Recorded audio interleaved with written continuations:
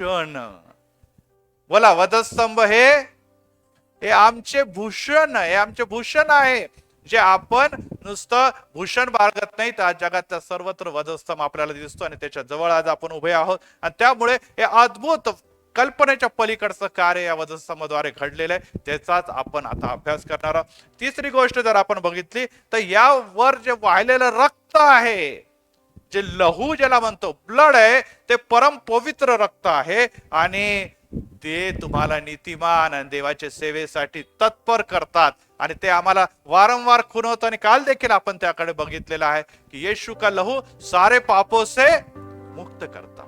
येशूला बसलेल्या फटक्याने आम्हास आरोग्य पाय, आणि येशूच्या रक्ताचा आपण जेव्हा आरोळी मारतो, सैतान देखील पळ काढतो. Praise the Lord. आणि यासाठी जेव्हा आपण या वधस्तंभाच्याकडे जात आहोत, तेव्हा या वधस्तंभाकडे हे काही आपल्याकडे क्लिप मी दाखवत आहे, कृपया त्याकडे लक्ष द्या. आणि खूपच महत्वाच्या गोष्टी यामधून आपल्या समोर येत आहे. मी क्लिपसाठी थांबणार नाही, तरी देखील काही गोष्टी आपल्याकडे जे स्पष्ट होते त्याकडे आपण जाणार आहोत. आणि त्यामध्ये आपण ही बाब बघणार आहोत की येशू ख्रिस्त हा वधस्तंभावर टांगला गेलेला आहे. ख्रिस्ताने जिवंतपणा म्हणा खरं बघितलेलं आहे, तर आपल्याला माहिती आहे की कोकरा जो आहे तो वलांडण्याचा कोकरा मरण प्राप्त केल्यानंतर तो सर्व पाप आणि त्याच्या रक्ताच्या द्वारे शरीराचे, परंतु इथे सर्व पाप जिवंतपणे प्रभू येशू ख्रिस्ताच्या मस्तकी होतंय. जे काही छळ आहे, ऑडिओ, जे काही छळ आहे ते देखील आम्हाला दिसत आहे. आणि त्याबद्दल जेव्हा आपण बघतो तेव्हा हे जे छळ आहे त्यामध्ये आपण बघितलं तर प्रभू येशू ख्रिस्ताला हाल हाल करून मारलेले. खरं बघितलं तर आपण जेव्हा त्या वधस्तंभाच्याकडे जातो, तर हे वधस्तंभाचं जे काही दंड होता किंवा पनिशमेंट होती किंवा मृत्यूदंड होता, ही काही इस्रायली लोकांची किंवा नियमशास्त्राची शिक्षा नव्हे. नियमशास्त्राची शिक्षा म्हणजे होतं धोंडमार करणे.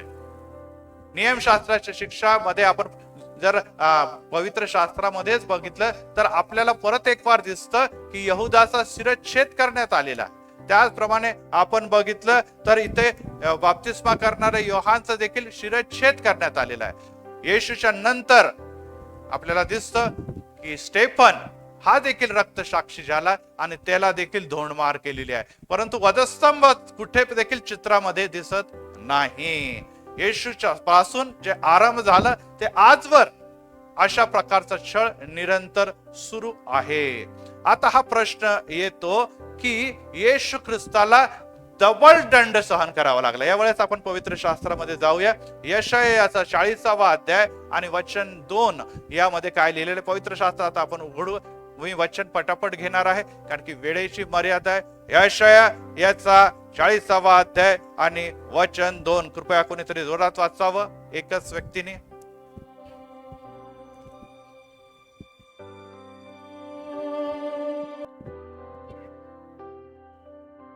तुझे युद्ध संपलेले आहे, तुझ्या पापाबद्दल दंड मिळालेला आहे. पुढे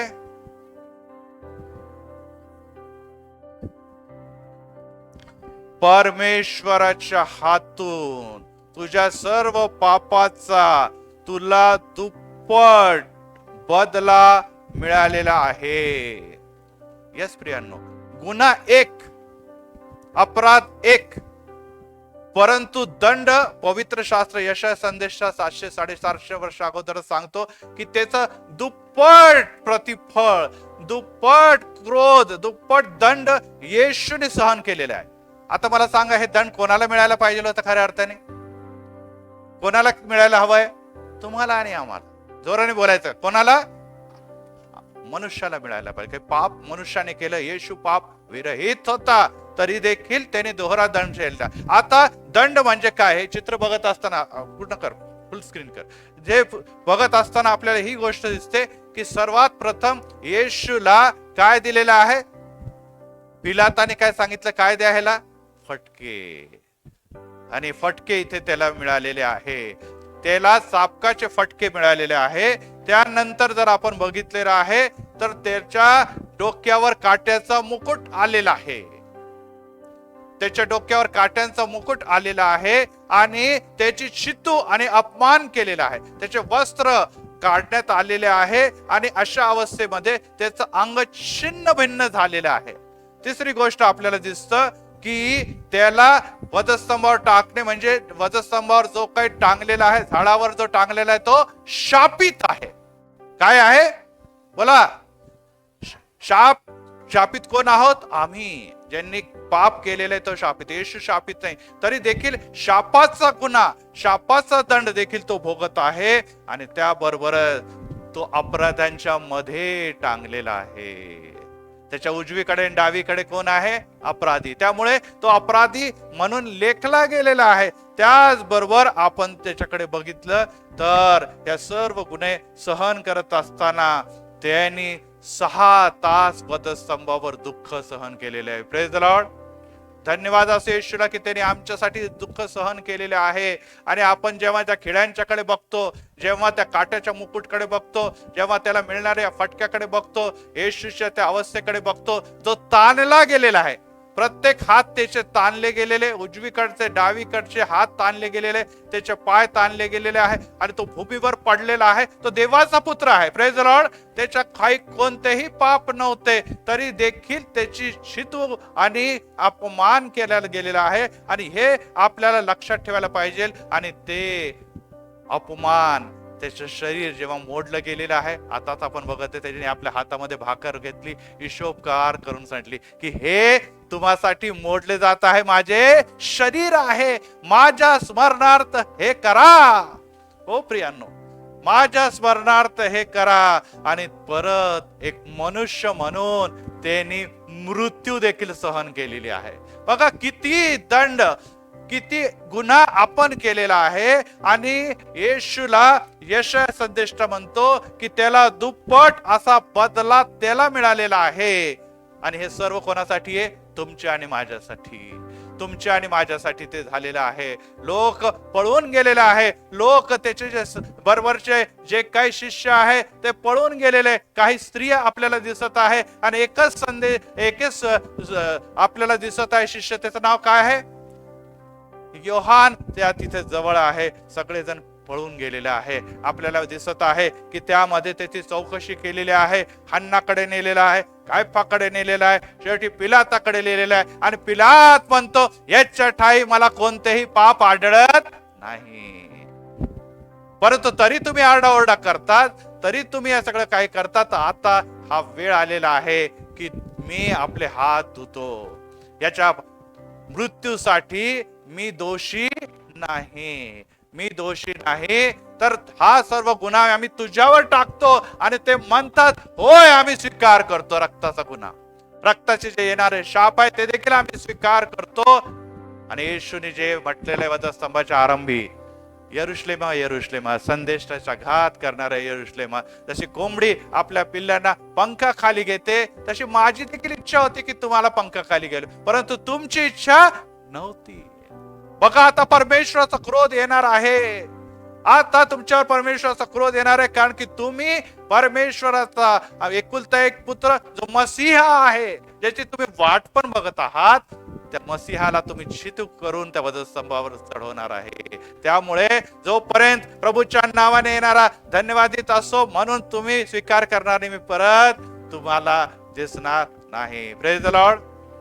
आणि त्यामुळे या सर्व दंडामधून जात असताना परमेश्वराने जे काही केलेलं आहे त्याकडे जेव्हा आपण दृष्टी लावतो तेव्हा आपल्याला एकच गोष्ट दिसते. आणि ती गोष्ट ही आहे की आम्ही हे सर्व दोष, ही सर्व थट्टा, हे सर्व अपमान हे आमच्या होते. अनेकदा ही मला अशी बोलली, पाळक साहेब मला असे बोलले, माझ्या घरामध्ये हा प्रॉब्लेम आहे म्हणून आपण चर्चला येत नाही. ओ एवढे तुम्हाला बोल टोचतात, परंतु हे काटे काय, डोक्यावरचे हातातले खिळे काय, या उन्हामध्ये बघा तो आणि पाणी न पिता सबकाला खातो, अपमान सहन करतो, त्याचे कपडे देखील त्याच्यापासून याने सर्व दुःख सहन करत असताना देखील तो क्षमाची प्रार्थना करत आहे. आणि आम्ही अक्षर क्षमा करत नाही. मला ती बोलले, मला ते अडचण झाली, मला प्रश्न निर्माण झाले, त्यामुळे मी चर्चला येणार नाही. हो, येशूने तुम्हाला निवडलेलं आहे प्रिया. रक्ताचं मोल देऊन तुम्हाला विकत घेतलेलं आहे. प्रत्येक व्यक्ती मोलाचा आहे. Praise the Lord. आम्ही म्हणतो काय ते 2 जर गेले ना, बाकीचे 2-3 घरी बसले तर काय होतं? त्यांना वेळ नाही, त्यांना काम आहे. हो प्रियांनो, ते पण मोलाचे आहे. तुम्ही 2 धार्मिक जण जर चर्चला येतात, प्रेज द लॉर्ड, प्रभूला धन्यवाद असो, परंतु बाकीचे 2-3 नाही आहेत, त्याचं काय? अहो, ते पण मोलाचेच आहे. प्रभूचं लक्ष त्यांच्याकडे आहे. प्रभू त्यांची वाट बघत आहे. प्रभूने त्यांच्यासाठी बेंच बनवून दिलेले, प्रभूने त्यांच्यासाठी खुर्च्या ठेवलेल्या आहे. आज जर ते येत नाही, जर ते देवाच्या वचनाकडे दृष्टी लावत नाही, तर मला सांगू द्या, येशू आज त्या वधस्तंभाकडे जात असताना परत पिडला जातो. त्याचं कारण तुम्ही आणि मी आहे. Praise the Lord. जेव्हा आपण एक व्हिडिओ बघितला यामध्ये पॅशन ऑफ क्राइस्ट ह्याच्याबद्दल, ह्याच्यामध्ये जो अभिनेता आहे मेल गिब्सन, आणि यातला जेव्हा विचारलं की तुम्ही प्रभू येशू ख्रिस्त झाले आणि प्रभू येशू ख्रिस्ताचा अभिनय केलेला आहे, आपण हे बघत आहे, मेल गिब्सन आहे ते, आणि त्याचे हाल जे काही तुम्ही आता बघितलेले आहे, ते हाल बघत असताना आम्हाला तुमचं कौतुक वाटतं आणि आम्हाला अतिशय वेदना भरून गेलेला आहो, कारण की तो चित्र आम्हाला बघवत नाही.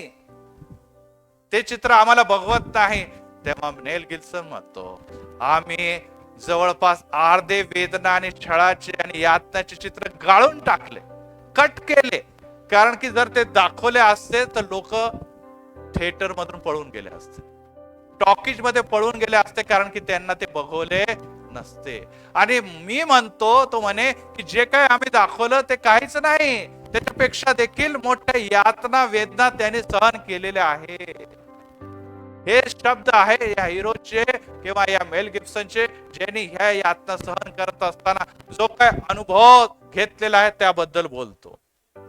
हो प्रियानो, एक गोष्ट लक्षात ठेवा, जेव्हा आपण प्रभू येशू ख्रिस्ताच्या हे रूपाकडे बघतो, एक तो काही फार देखणा होता असं नाही, तो फार काही सुंदर होता असं नाही, तो चांगले कपडे घालत होता असं नाही, गळ्यामध्ये हातामध्ये सोन्याचे काही आभूषण घालत आहे, तो सिंहासनावर चालत आहे, घोड्या आणि रथ मध्ये मिरवत आहे आणि मोठ्या महालामध्ये राहत, असं काहीच नाही. तो जगातल्या पापी जनांसाठी जगामध्ये आला. Praise the Lord.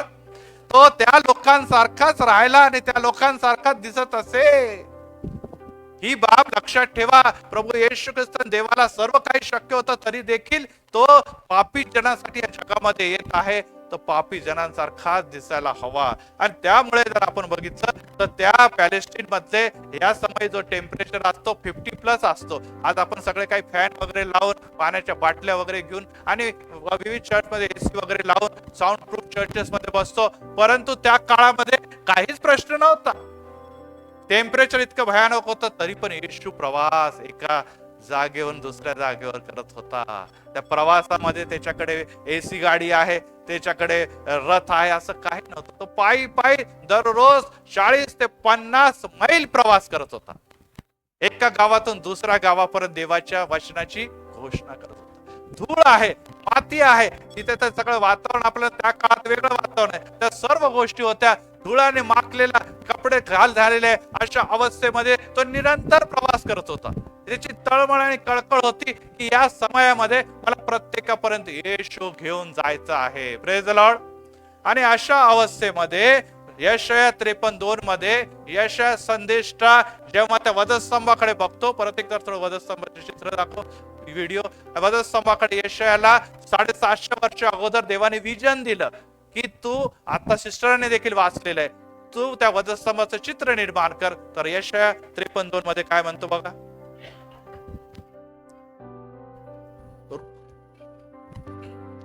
रोप्यासारखा, अंकुरासारखा वाढला, जसं झाड अंकुर भूमीतून निघतं, तशी भूमीत लोळणारा, भूमीतून उगवणारा एक रोपासारखा तो वर येताना दिसतो. पुढे त्याला रूप नव्हती, त्याला शोभा नव्हती. ओ, रूपवान जरी तो असला तरी सर्वसामान्य होता, परंतु आता जेव्हा आपण त्याच्याकडे बघतो तर रूप नाहीसे झालेलं आहे. आता काही देखील सौंदर्य त्याच्यासाठी त्याच्या जवळ राहिलं नाही. हा बघा, खिळा एवढा मोठा आहे आणि तो त्याच्या हातामध्ये ठोकला जाते. आणि त्याची अवस्था पुढे काय म्हणतो यशाया,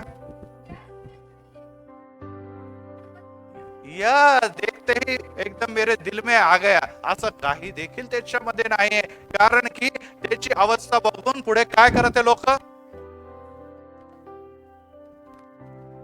आणि त्याच्याकडे पाहिले तर त्याच्यावर मन असे बसून नव्हते आणि त्याचे टाईट सौंदर्य नव्हते. त्याच्याकडे बघून लोक तोंड फिरवत असे.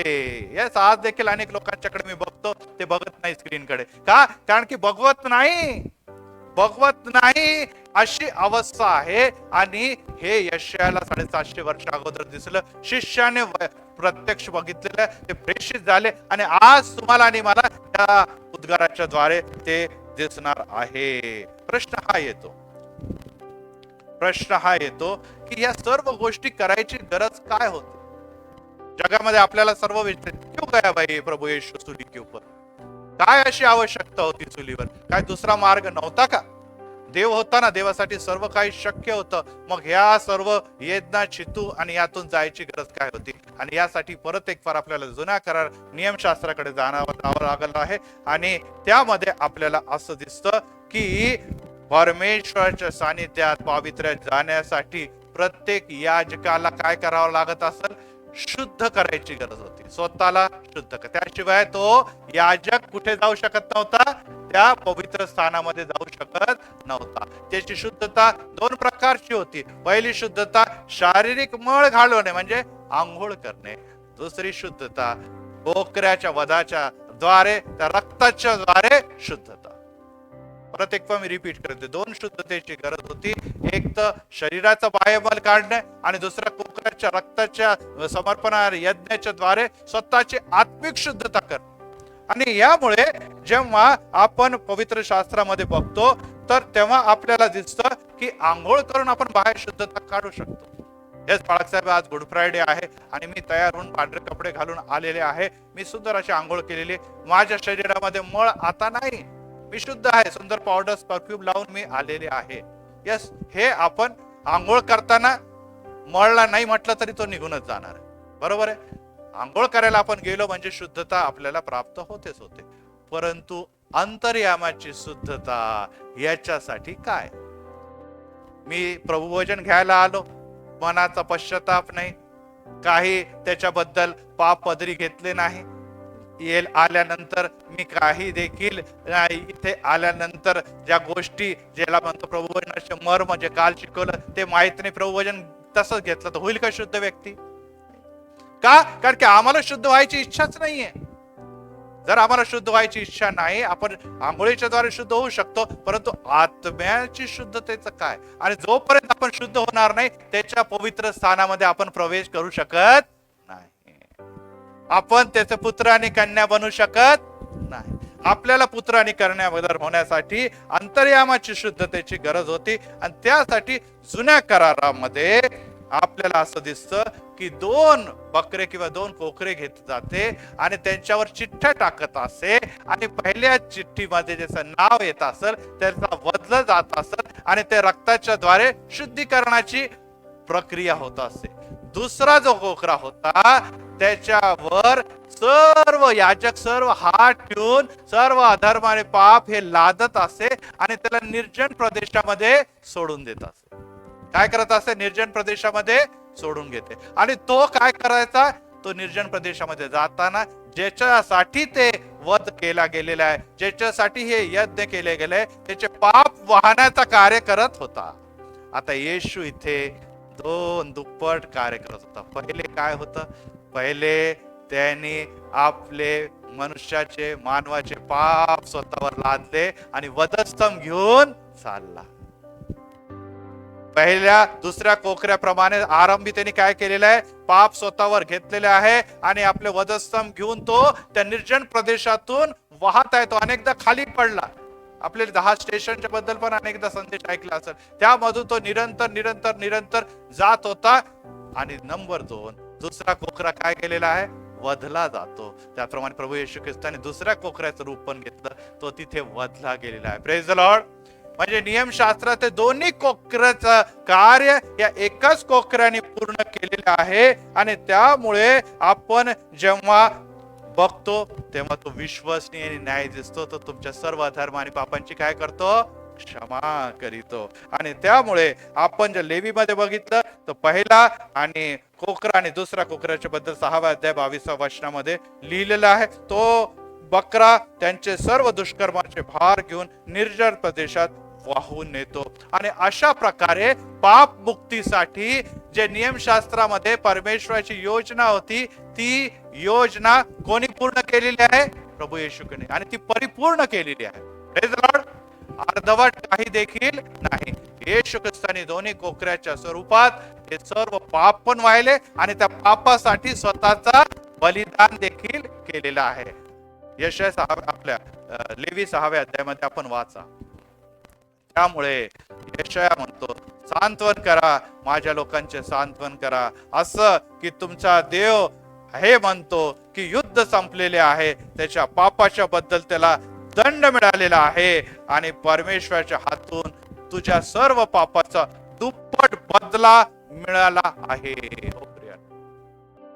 प्रभू येशू ख्रिस्ताने पाप आमचे होते, परंतु मोबदला कोणी दिलेला आहे?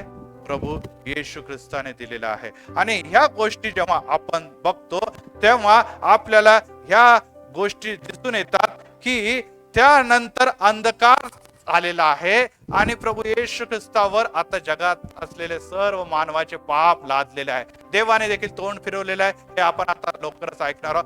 परंतु अशामध्ये देव आरोळी मारतो. येशू आता, हे माझा बापा, तू माझा का त्याग केला? जगामध्ये शिष्य पळून गेलेले आहे. आरोग्य आता दिसत नाही, सौंदर्य पण आता राहिलेलं नाही, कपडे जे होते ते देखील हिरावले गेले. आता माझ्या बाजूने काही देखील नाही. आणि आताच आपण वाचलेलं आहे, ज्या आळीपाळीने स्तोत्र नंबर 22 मध्ये देखील लिहिलेलं आहे की देवाने त्याचा त्याग केलेला आहे. सर्व बाजूने गोऱ्याने घेरावा तसं तो घेरला गेलेला आहे. आणि अशा अवस्थेमध्ये तो कठीण अवस्थेमध्ये सापडलेला आहे. एक उदाहरण मी सांगतो आणि मग पहिल्या उद्गाराकडे वळणार आहे. एक मोठं क्रुसेड चालू होते आणि क्रुसेड मध्ये एक फार मोठी मीटिंग मध्ये सभेमध्ये कृपया मागे तुम्ही डिस्टर्ब करतात. मी तुम्हाला अगोदरच सांगितलं, लाईव्ह चालू आहे, जागा पुष्कळ आहे पुढे. मागे बसण्याने ती काही रिझर्वेशन नाही केलेली ती जागा. उदाहरणामध्ये क्रुसेड मध्ये हा वेगवेगळ्या लोकांसाठी प्रार्थना केला आणि नंतर आपल्याला माहिती मीटिंग्स नंतर लोकांना पुढे घेऊन येत असते. आणि पुढे घेऊन येत असताना एक व्यक्ती आला ज्याचं पूर्ण तोंड झाकलेलं होतं, स्कार्फने किंवा मफलरने त्याने पूर्ण तोंड झाकलेलं होतं. आणि मग तो पुढे आला. आणि मग पुढे आल्यानंतर जेव्हा तो स्पीकर त्याच्या डोक्यावर हात ठेवतो, तो वक्ता त्याच्यासाठी हात ठेवतो, त्यावेळेस आपल्याला दिसून येतं की तो म्हणतो की तुझ्या चेहऱ्यावरचं जे काही पांघरून आहे, जे काही आच्छादन आहे, ते बाजूला काढ. आणि जेव्हा तो ते बाजूला करतो तर त्याचा तोंडाचा कॅन्सर असल्या कारणाने सडलेलं तोंड, भयानक तोंड, त्याच्यातून येणारा घाणेरडा वास, दुर्गंध, यामुळे तो म्हणतो मला मळमळायला लागलं, मला उलटी आली, मला रडू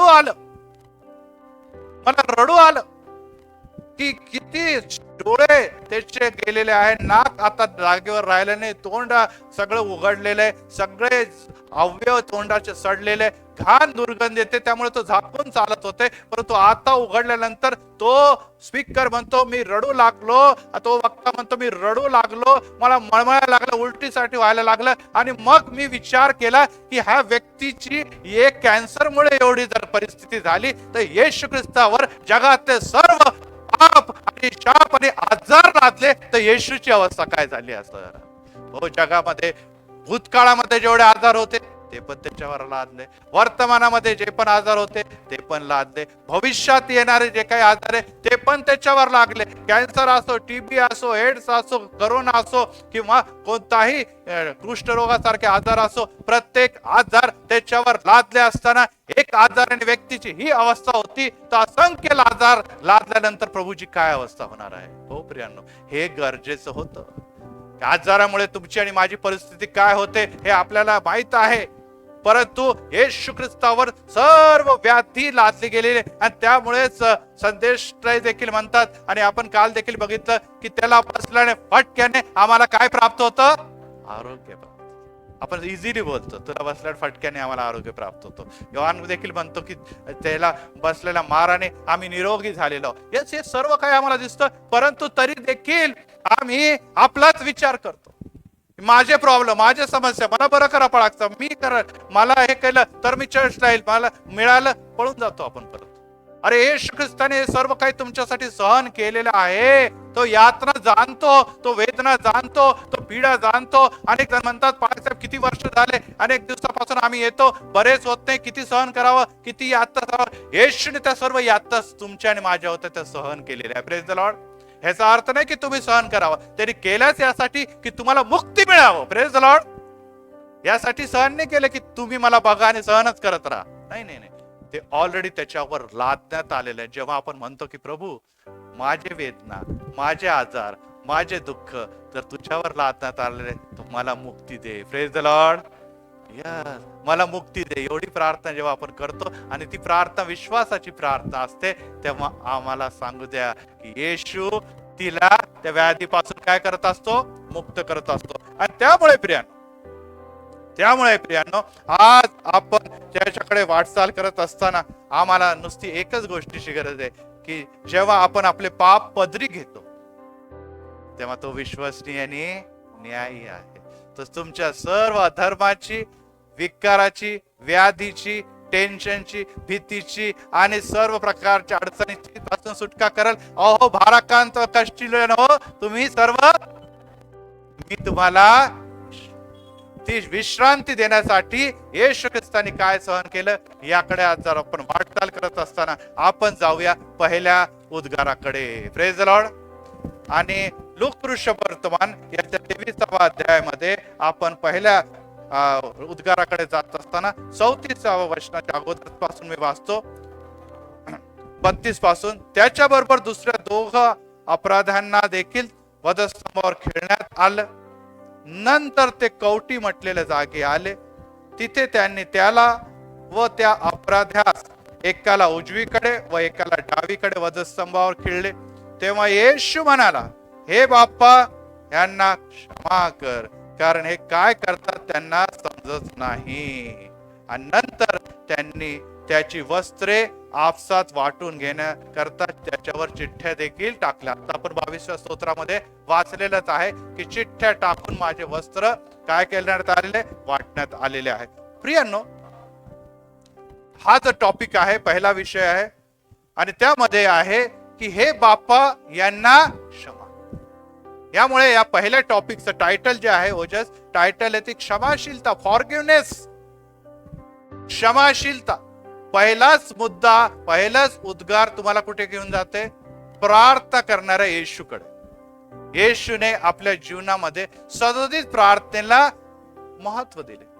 तो अरण्यात जाऊन प्रार्थना करत होता, तो डोंगरावर जाऊन प्रार्थना करत होता, तो वैयक्तिकरित्या प्रार्थना करत होता, तो गर्दीमध्ये प्रार्थना करत होता आणि वधस्तंभावर देखील प्रार्थना करत आहे. Praise the Lord. अनेकदा आपण म्हणतो बाबा पाळकसाहेबांनी चर्चमध्ये प्रार्थना केली, फार आशीर्वाद मिळाला, पण घरी प्रार्थना करत नाही. आम्ही नुसतं जेवणावर किंवा रात्री झोपताना प्रार्थना करतो. आम्ही म्हणतो पाळकसाहेब ते तुम्ही म्हणतात ना ते ऑफिस मध्ये प्रार्थना करायची, होत नाही प्रार्थना. येशूने सर्वत्र प्रार्थना केलेली आहे आणि ही बाब आपल्याला मरणाच्या द्वारामध्ये देखील प्रार्थना दिसते. अनेकदा आपण असं म्हणतो पाळकसाहेब खूप त्रास आहे, खूप वेदना आहे, मला प्रार्थना करता येत नाही, कृपया तुम्ही प्रार्थना करा. काही अयोग्य नाही, अयोग्य काही नाही त्याच्यामध्ये. आपल्याला देखील कळतं की जेव्हा आपला आजारपण, आपल्या समस्या खूप वाढतात तेव्हा आपल्या मनातून, विचारातून आजार हे निघत नाही. आणि त्यावेळेस काय करतो आपण प्रार्थना करणं जमतं तरी देखील प्रार्थना आपल्यामधून निघत नाही. परंतु प्रभू येशू ख्रिस्त तसं नव्हतं. एवढे फटके खाल्ल्यानंतर, एवढ्या वेदना सहन केल्यानंतर देखील तो प्रार्थना करतो, प्रीतीची प्रार्थना. Praise the Lord. आणि कोणावर प्रीती तो करत आहे? शत्रूंवर प्रीती करत आहे. Praise the Lord. येशू ख्रिस्ताने म्हटलं की तुम्ही आपल्या शेजाऱ्यांची क्षमा करा. इतकंच नव्हे तर आपल्या शत्रूंसाठी देखील प्रार्थना करा. कोणासाठी प्रार्थना करा? शत्रूंसाठी. आणि यामुळे या दिवसामध्ये आपले शत्रूच कोणी नाही. Praise the Lord. आपले शत्रूच कोणी नाहीये ही बाब आपण जाणून घ्या. कारण की देवाच्या येशू ख्रिस्ताच्या बलिदानाच्या द्वारे आता सर्व पुत्र आणि कन्या आता झालेले आहे. आपण शत्रूचा विचार ख्रिस्ती धर्म हा करत नाही. तरी देखील जे आपल्याला मारतात, जे आपल्याला पिडतात, जे आपल्या सर्वत्र आम्हाला छळ छळ छळ याकडे घेऊन जातात, आपण त्यांच्यासाठी प्रार्थना करायला पाहिजे. येशूने शत्रूंसाठी प्रार्थना केली, येशूने विरोधकांसाठी प्रार्थना केली आणि येशूने आपल्या मातेची देखील काळजी शेवटी पुढे घेतलेली आहे. म्हणजे तो सर्वांच्याकडे त्याचं लक्ष. आपण जेव्हा आजारी पडतो, आपण जेव्हा बिछाण्यावर खेळतो, तेव्हा मला दे, मला हे दे, मला ते दे, मला हे दे आरडाओरडी. आपण म्हणतो बाबा कुठून आजारी पडला हा व्यक्ती, काय घरभर सर्व घर त्यांनी काय डिस्टर्ब करून टाकलेलं. येशू ख्रिस्त डिस्टर्ब नव्हता. येशू ख्रिस्त तिथून देखील सर्वत्र दृष्टी फिरून तो जे कार्य करत होता ती क्षमाशीलतेची प्रार्थना होती. आणि यामुळे आपल्याला दिसतं येशूचा वधस्तंभ त्याच्या जन्मापासूनच त्याच्यावर लादला गेला.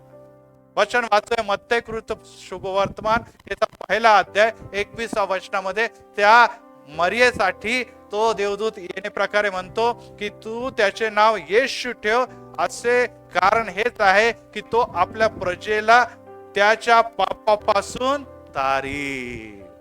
त्याचं नाव काय ठेव?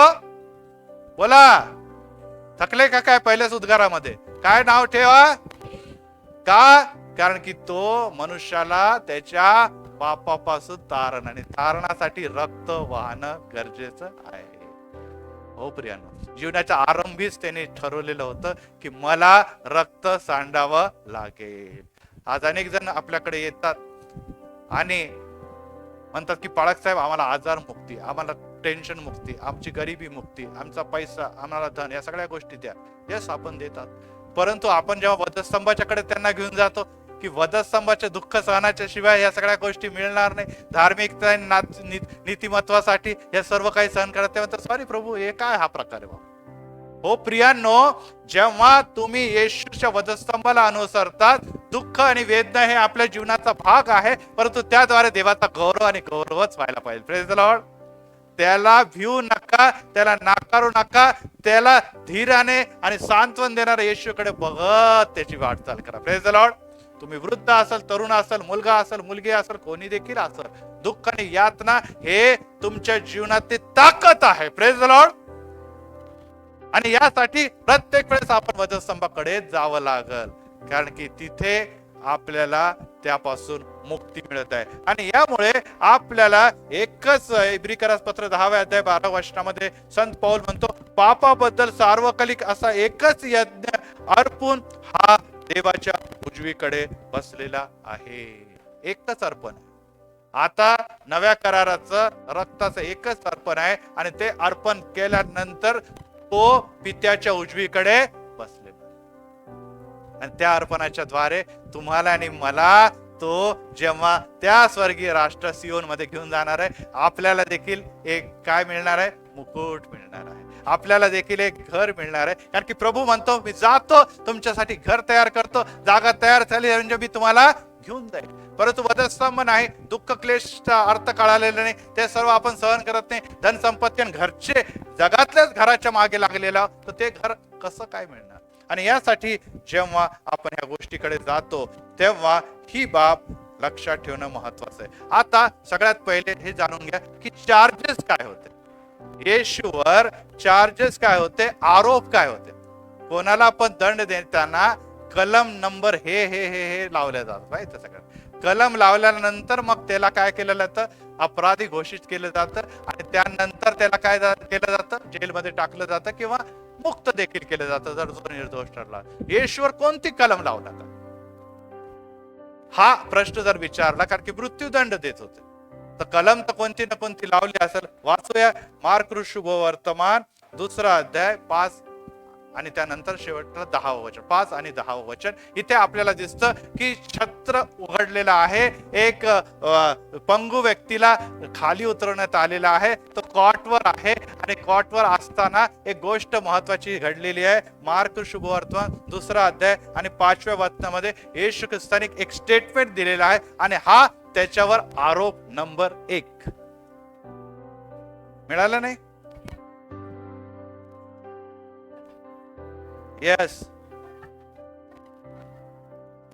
पुढे पुढे 10वं वचन वाचा डायरेक्ट.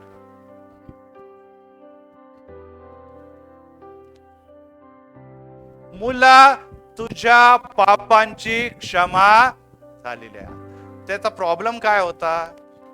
तो पंगू होता, त्याला पॅरालिसिस झालेला होता आणि येशू काय त्याला देते ब्लेसिंग? तुझ्या पापांची काय झालेली आहे? क्षमा झाली. आणि पुढे तो 10व्या वचनामध्ये म्हणतो की मनुष्याच्या पुत्राला पृथ्वीवर पाप क्षमेचा अधिकार आहे. यहुदी धर्म काय म्हणतात? देवाच्या शिवाय, परमेश्वराच्या शिवाय, यहोवाच्या शिवाय पाप क्षमेचा अधिकार जगामध्ये कोणीच नाही. हा काय म्हणतो? मी मानवाचा पुत्र आहे आणि मानवाचा पुत्र असून पाप क्षमा कसा करू शकतो? पाप क्षमा कसं करू शकतो? आणि याद्वारे त्यांनी नियमशास्त्र मोडलेलं आहे, हे दुर्भाषण केलेलं आहे. आणि आपल्याला माहिती आहे नियमशास्त्र मोडण्याचा दंड काय आहे?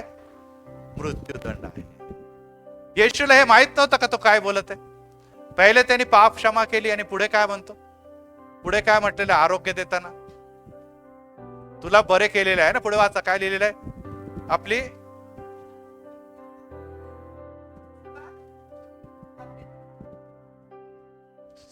आपण स्तोत्रसंहिता 103 मध्ये वाचतो, हे माझ्या जीवा परमेश्वराचा धन्यवाद कर वगैरे वगैरे. आणि मग तो पहिले तुझ्या पापांची क्षमा करतो आणि मग तुझे रोग बरे करतो, है ना? बरोबर. स्तोत्र 103 मध्ये पहिले तो तुझ्या अधर्म आणि पापांची क्षमा करतो आणि मग तो तुझे सर्व रोग बरे करतो. येशूने सगळ्यात पहिले पापांची क्षमा केलेली आहे आणि मग रोग बरे केलेले. आज परत एक बार आपण हे लक्षात ठेवा, आपण रोग बरे करायच्या मागे जातो परंतु पापाच्या क्षमेच्या बद्दल कोणी उत्सुक नसतं, कारण की ते गंभीर्याने तुम्ही घेतच नाही. कारण की हा वधस्तंभ काय आहे ते आम्हाला कळालंच नाही. ते म्हणतात आम्ही कसंही वागू, आम्ही कसंही चालू, बस रोगच बरे व्हायला पाहिजे. इथे आपल्याला दिसतं यहुदी लोकांनी म्हटलं तू कोण आहे पाप क्षमा करणार? हे दुर्भाषण आहे. येशूला हे टाळू शकला की नसता? सहज त्याला माहित आहे की लहानाचा मोठा तो नियमशास्त्र झाडलेला होता. जर तो बोलला नसता तर काही फरक पडला नसता. त्यांनी डायरेक्ट रोग बरे केले असते, चाललं असतं ना, चाललं असतं किंवा नाही? ते आलाच रोग बरे करून घेण्यासाठी होता.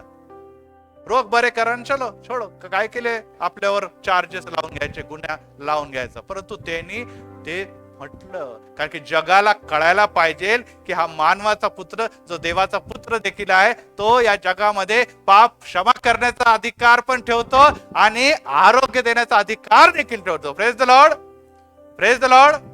यस, ही क्षमाशीलता, हे आरोग्य, हे रोग बरे करणं, हे सर्व घेऊन आज देखील येशू या मंदिरामध्ये आहे आणि अनेकांना त्याचा लाभ देत आहे. आणि त्यामुळे त्याला कुठे घेण्यात आलेलं आहे?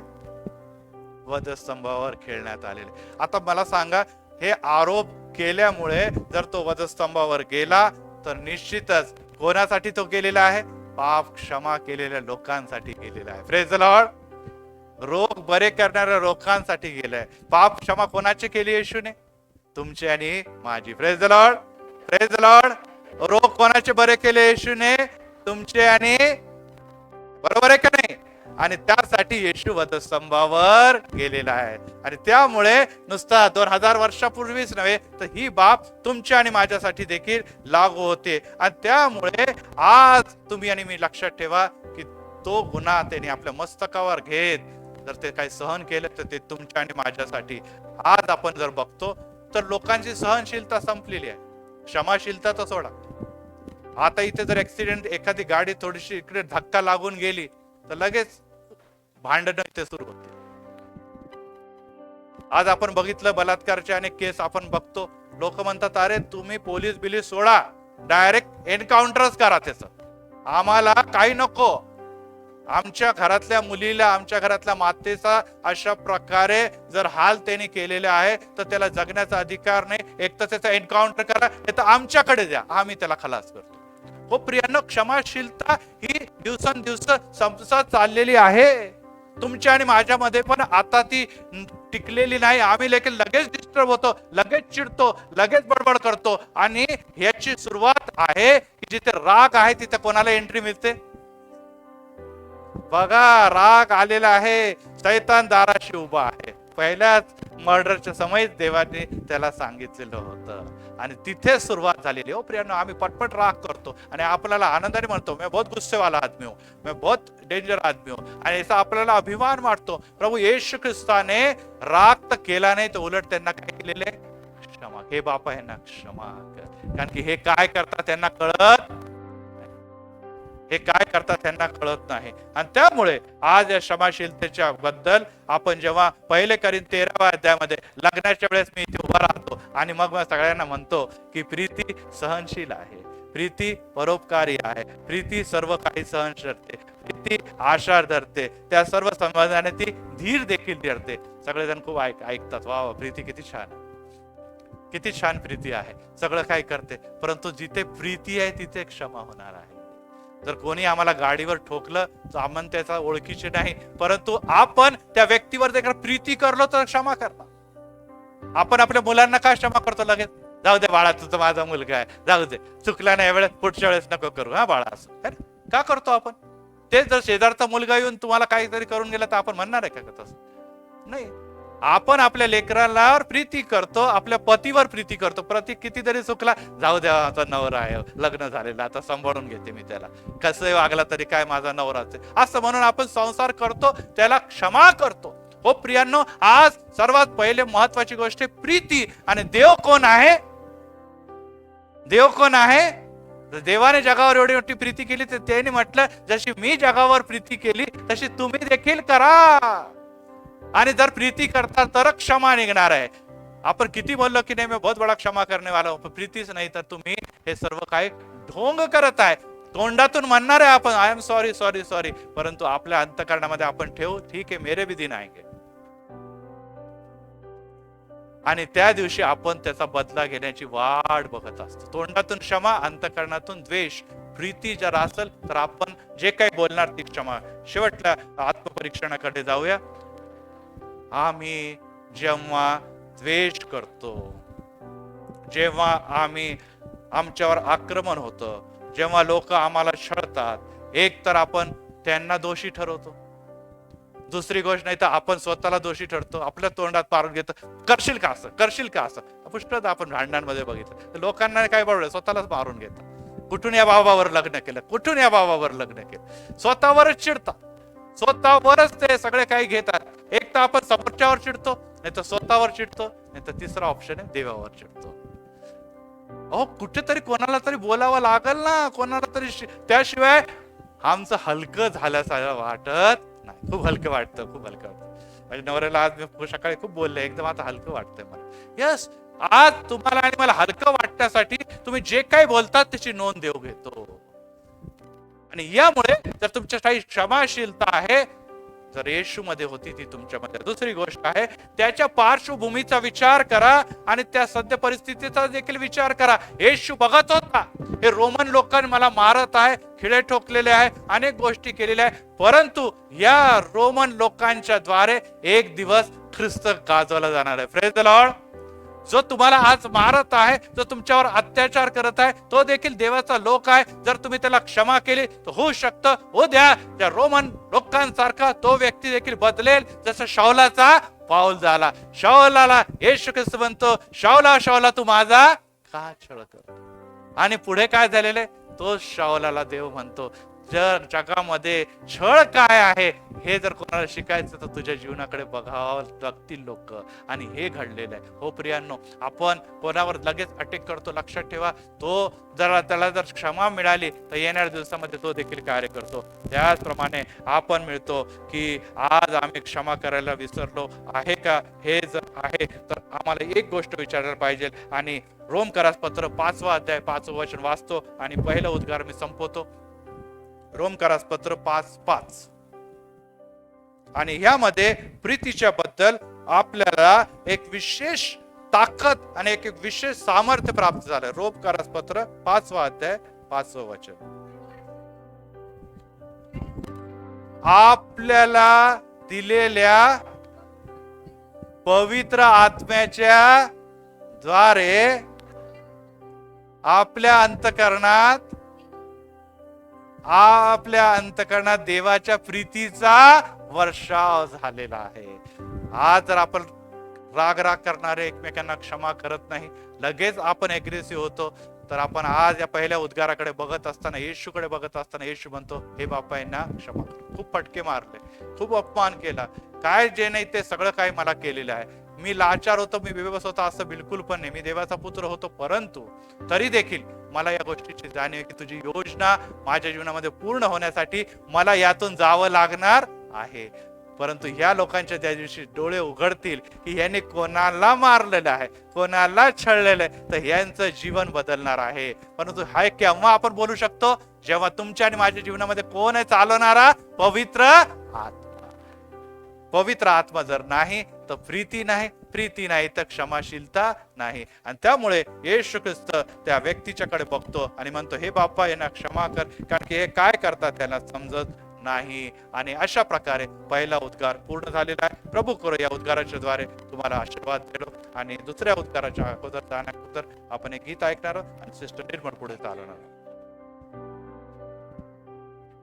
गीत जे गाणारे त्वरित पुढे यायचं का की लाईव्ह चालू आहे? पटापट पुढे यायचंय, कारण की लोक लाईव्ह वर जॉईन आहे, पुष्कळ लोक आपल्याबरोबर लाईव्ह वर जॉईन आहे. कोणाचं गीत आहे सिस्टर?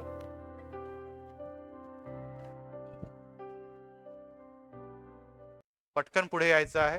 इन्स्ट्रुमेंट वाजवणार, साथ देणारे लेकिन पटकन बसतील. आणि या गीताला आपण ऐकत असताना परत एक बार आपल्या मनाची अंतःकरणाची तयारी करू आणि दुसऱ्या वचनाकडे आपण जाऊ. तयार राहायचंय सगळ्यांनी पटपट. आणि यामुळे आज आपण परत एक बार दुसऱ्या उद्गाराकडे जात असताना की हे येशू तू आपल्या अधिकाराने येशील तेव्हा माझी आठवण कर. त्या उद्गारामध्ये जाण्याच्या अगोदर आपण एक गीत ऐकूया आणि गीत होत असताना आपण परत एक बार दुसऱ्या उद्गाराची तयारी करूया. करत ओजस कॅमेरा.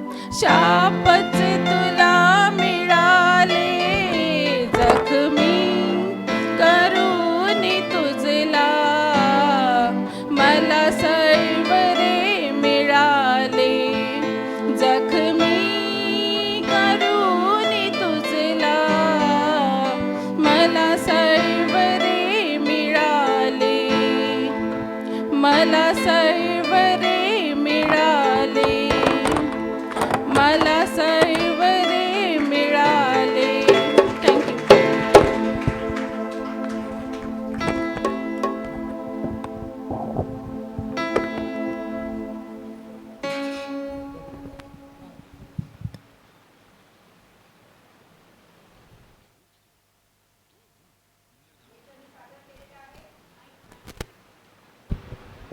अतिशय सुंदर असं गीत रेचलनी सादर केलेलं आहे.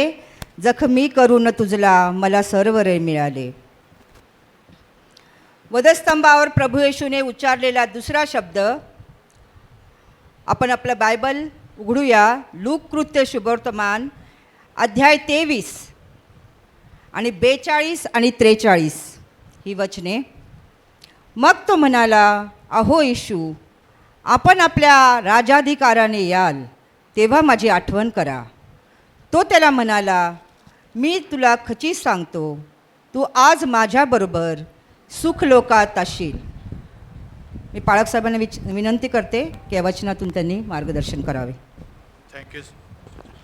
Thank you sister. यावेळेस आपण क्षमाशीलतेच्या नंतर एक अचूक मार्ग कशा प्रकारे निवडला जातो, एक योग्य मार्ग कशा प्रकारे निवडला जातो, ज्याला चूजिंग द राईट रूट और राईट ट्रॅक, हे आपल्याला एक चोरापासून शिकायचं आहे. आता आपण म्हणणं आम्ही चोर थोडी आहे पाळक साहेब, एवढे बेकार आहे का क्रूजवर लटकवलं बिटकवलं. आम्ही तर चांगले समृद्ध लोक आहोत, आम्ही नीतिमान लोक आहोत, आम्ही चर्चला येणारे लोक आहोत, आम्ही देवाची सेवा करणारे लोक आहोत. परंतु आज आपल्याला ह्या गोष्टीकडे विशेष लक्ष द्यायचं आहे की आपण आणि चोर, आपण आणि अपराधी ह्याच्यामध्ये आपल्याला असं काय दिसत आहे, आणि त्याबद्दल येशू आज आपल्याला शिकवत असताना लूक शुभवर्तमान याच्या 23व्या अध्यायामध्ये तो येणे प्रकारे म्हणतो. आणि यामध्ये आपण बघत असताना ही बाब आपण लक्षात ठेवा की येशूच्या पहिल्या उद्गारामध्ये मध्यस्थी करताना दिसत की हे पिपा यांना तू क्षमा कर. परंतु आता आपल्याला असं दिसत आहे की दोन अपराध्यापैकी एक अपराधी आपले पाप पदरी घेत आहे, म्हणजे पापांचा स्वीकार करत आहे, आणि दुसरा जो आहे तो अद्याप देखील आपल्या वेदनाचा विचार करत असताना येशूच्या विरोधात बोलत आहे. आणि त्यामुळे एक उजवीकडे आणि एक डावीकडे आहे, दोन वधस्तंभ आहे. आता ह्याच्यामध्ये असं लिहिलेलं नाही की उजवीकडचा चांगला होता की डावीकडचा चांगला होता, परंतु या दोघांपैकी एक ट्रॅकवर तुम्ही आणि मी चालत आहोत, आणि कसे ते आता ऐकणार आहोत. पहिली गोष्ट होते की या दोघांमध्ये काही साम्य पण होतं. दोघं देखील अतिशय क्रूर होते आणि अतिशय दुष्ट होते. कारण की कोणाला पण मृत्यूदंड दिला तर ते काही साधा त्यांनी गुन्हा केलेला निश्चितच नसणार. त्यांनी काय दरोडे केले, हत्या केली, रेप केला, काय होता हे आपल्याला माहित नाही, परंतु एक असा गुन्हा त्यांनी केलेला होता, त्यामुळे त्यांना मृत्यूदंड मध्ये वधस्तंभाची शिक्षा मिळत होती. नंबर 2 होते ते येशूच्या निंदे करण्यामध्ये दोघेही सहभागी होते. आपण जर बघितलं मत्ते 27:44 मध्ये आपण अनेकदा म्हणतो की नाही दुसऱ्यानेच केली नाही, पहिल्याने केली, दुसऱ्याने केली नाही. तर आपण मत्ते 27:44 मध्ये बघितलं तर त्या दोन्ही अपराध्यांनी येशूची निंदा करण्यामध्ये पुढाकार घेतलेला आहे. मिळाला आहे का? वाचा एक वचन.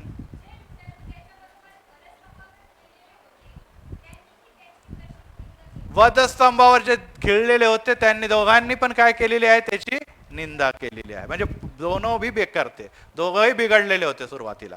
तिसरी गोष्ट जर बघितलं तर त्यांनी काम कसं, त्यांचं मन कसं बदललं, त्यांनी येशू ख्रिस्ताचा छळ बघितलेला. आता आपण व्हिडिओ पण क्लिप्स बघितलेले आहे. दोघांनी येशू ख्रिस्ताचा काय बघितलेला आहे, मारधड, वधस्तंभ वाढणं, त्याचे अपमान, निंदा सगळं काय बघितलंय. त्यांना वाटलं अरे हमसे भी बेकार आदमी कैसा हो सकता भाई, है ना. अनेकदा आपल्याला वाटतं अरे मसीही लोक तर अच्छे धार्मिक असे बेकार रस्त्यावर मारतात, यांना छळतात, यांना त्यांना पळून पळून मारतात, यांचे घर जाळतात, त्यांचे मंदिर जाळतात. असे काय गुन्हेगार आहे, एवढे मोठे डेंजर गुन्हेगार आहे लोक.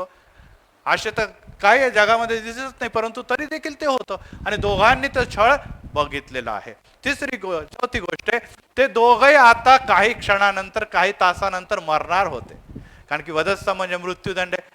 येशूलाही मरण येणार होतं आणि यांनाही मेल्याशिवाय त्यांची त्या वधस्तंभावरून सुटका नव्हती, हे स्पष्ट होतं. आणि त्याचबरोबर ते दोघंही येशू ख्रिस्ताच्या जवळ होते.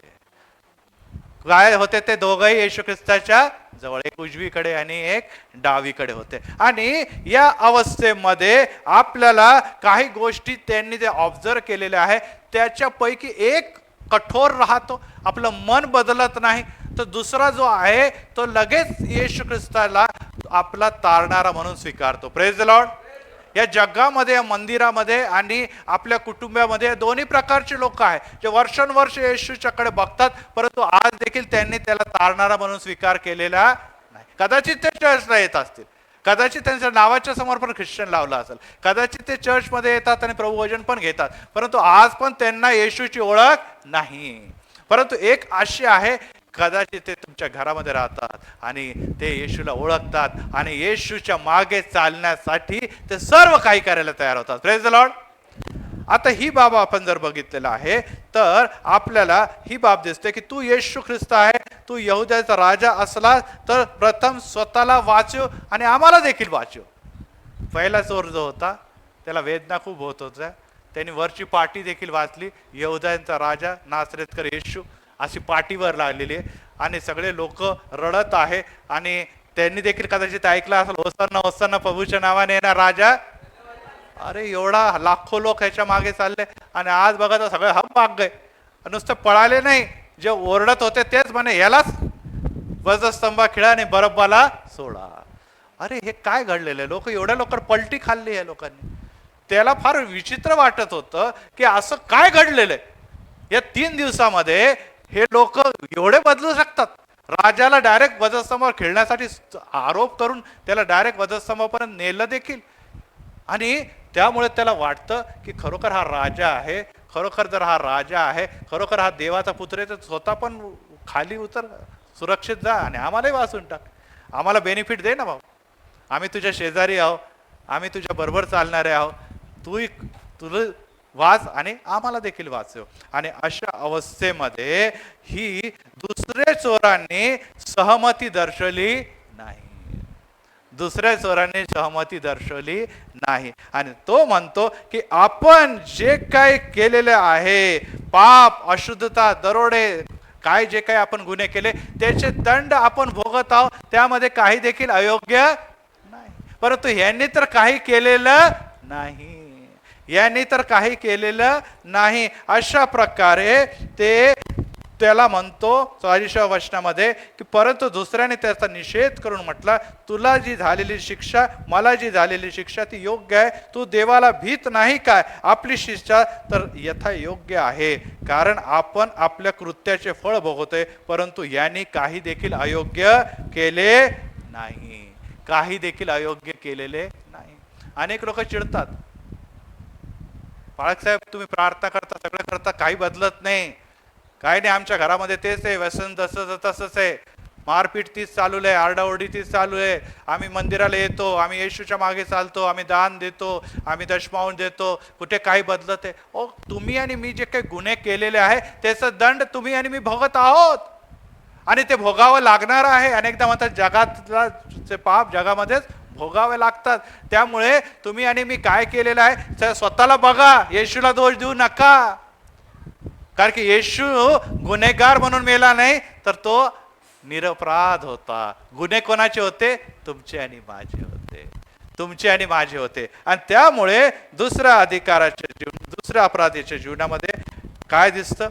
येशूकडे बघत असताना त्याच्यामध्ये शांती दिसते. येशूच्या जीवनामध्ये त्याला कळवळा दिसतो की बघा, मारणाऱ्या लोकांच्या बद्दल पण त्याच्यामध्ये काय आहे? कळवळा आहे की प्रभू देवा, आम्हाला माहित आहे की त्याने कोणावर हात उचललेला आहे. आपण म्हणतो ना, किस पे हात उठाया मालूम आहे का तेरे को? ह्यांनी कोणावर हात उचललेला आहे? परमेश्वरावर, देवावर हात उचललेला आहे, देवाच्या पुत्रावर हात उचललेला आहे. देवाचा क्रोध किती महाभयंकर, प्रभू त्यांना तू क्षमा कर. हे कळवळा, ही प्रीती, ही क्षमाशीलता त्यांनी बघितलेली आहे, आज्ञा पालन देखील बघितलेलं आहे. तो म्हणतो की मला यातून सगळ्यातून जावं लागणार आहे. माझ्यासाठी रडू नका, तुमच्या मुलाबाळांसाठी रडा. येशू ख्रिस्त वधस्तंभावर जात असताना त्या मातेंच्याकडे बघून बसतो. यस प्रियांनो, या दिवसामध्ये आपल्या मुलाबाळांसाठी रडा, कारण की ज्या मार्गावर ते जात आहे तो निश्चितच येशू ख्रिस्ताचा वधस्तंभाचा मार्ग नाही.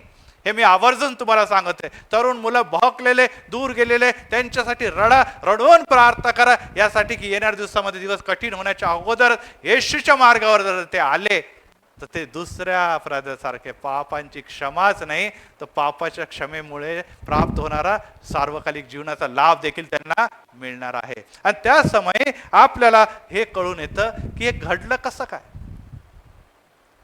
आणि आत्ताच आपण म्हटलं वाचलेले रोमकारास पत्रामध्ये की ज्याने येशूला पत्करलं त्याच्या अंतःकरणामध्ये आत्म्याचा वर्षाव झालेला आहे. त्यामुळे त्याच्यामध्ये काय निर्माण होते, प्रीती निर्माण होते. रोमकारास पत्र आत्ताच आपण शेवटचं वचन वाचलं की जेव्हा पवित्र आत्मा कार्य करतो ना प्रियांनो, तुमचं आणि माझं जीवन, तुमचं आणि माझं वागणं, तुमचं आणि माझं सर्व काही जे काही लक्षण, जे पाप अधर्म आहे ते बदलून जातात. आम्ही प्रीती आणि कळवळीने भरतो. जे आमचे पाप आमच्या विरोधात बोलणारे त्याच्यावर आम्ही प्रीती करतो आणि मग पुढे काय करतो, क्षमा देखील करतो. आणि त्याला त्याच्या मनामध्ये प्रीती आणि क्षमाशीलतेची उकळी फुटलेली आहे. आणि त्यामुळे तो म्हणतो की निश्चितच आम्ही जे काही केलं त्याची दंड आम्ही भोगत आहोत ते योग्यच आहे. Praise the Lord. त्याने आपल्या त्या मित्राचा निश्चितच जे काही त्यांनी स्टेटमेंट केलं त्याच्याबरोबर तो गेला नाही, तर तो त्याच्या विरोधात म्हणतो योग्य आहे, आपण केलेलं आहे, आपण भोगत आहोत. परंतु यांनी तर काय केलं आहे म्हणजे त्यांनी काय केलं, गुन्ह्याची कबुली दिली, पापाची कबुली दिली. आणि जेव्हा आपण पाप करतो तर दंड भोगायची देखील तयारी ठेवायला पाहिजे. ते मनुष्यापासून असो किंवा ते देवापासून असो, ते तुम्हाला आणि मला भागवत. परंतु यांनी काही केलं नाही आणि पुढे तो येणे प्रकारे म्हणतो, तो त्याला म्हणाला, येशूला म्हणाला, अहो येशू, आपण आपल्या राजाधिकाराने येवा तेव्हा माझी आठवण करा. राज अधिकार दिसतोय का कुठे? डोक्यावर मुकुट नाहीये तर कशाचा मुकुट आहे, काट्याचा. चेहऱ्याकडे कोणी बघू शकत नाही, कपडे त्याच्या अंगावर नाही, हात आणि पायाला खिळे ठोकले. असे राजा जगात कुठे असतात का? आजवर कोणी राजा बघितला असं कधीच कोणी बघितला नाही. तरी तो म्हणतो तू राजाधिकाराने येशील, म्हणजे त्याला आता पवित्र आत्म्याने दाखवलं की हा राजांचा राजा आणि प्रभूंचा प्रभू आहे. आज जरी हाल आहे, आज जरी अपेष्ट आहे, परंतु तो या जगासाठी वाहत आहे आणि तो माझ्यासाठी देखील वाहणार आहे. Praise the Lord. आणि एक दिवस असा येणार आहे, तो येणार आहे राजांचा राजा, प्रभूंचा प्रभू, आणि प्रत्येक गुडघे तिथे टेकणे जाणार आहे. परंतु धन्यवाद असो माझा की आज माझा तो राजा माझ्या शेजारी आहे. आज मी त्या राजाच्या शेजारी आहे, आज मी त्याच्या बरोबर आहे, आज मी त्याच्या मंदिरात आहे, आज मी ख्रिश्चन आहे, आज मला येशूने निवडलंय, आज माझ्या माता पिताला येशूने निवडलेलं. ही माझ्यावर फार मोठी कृपा झालेली. Praise the Lord. आणि त्यामुळे येशू त्याला म्हणतो, येशूने वळून त्याच्याकडे बघितलं आणि तो म्हणतो, मी तुला खचित खचित सांगतो, तू आज माझ्याबरोबर सुखलोकात असशील. पॅरेडाईज, हा लक्षात ठेवा, स्वर्गात नाही, सुखलोक लक्षात ठेवा. हेवन नाही, पॅरेडाईज. कारण की अनेक लोक म्हणतात गेला स्वर्गात, तसं नाही आहे ते. आणि त्यामुळे त्या विषयाकडे मी जाणार नाही. आणि त्यामुळे योहान शुभवर्तमान 1 अध्याय आणि 12व्या वचनामध्ये आपण काय वाचूया. पहिले योहान 1:12 हे वचन आपण नेहमी वाचत असतो. जितक्यांनी वाचा,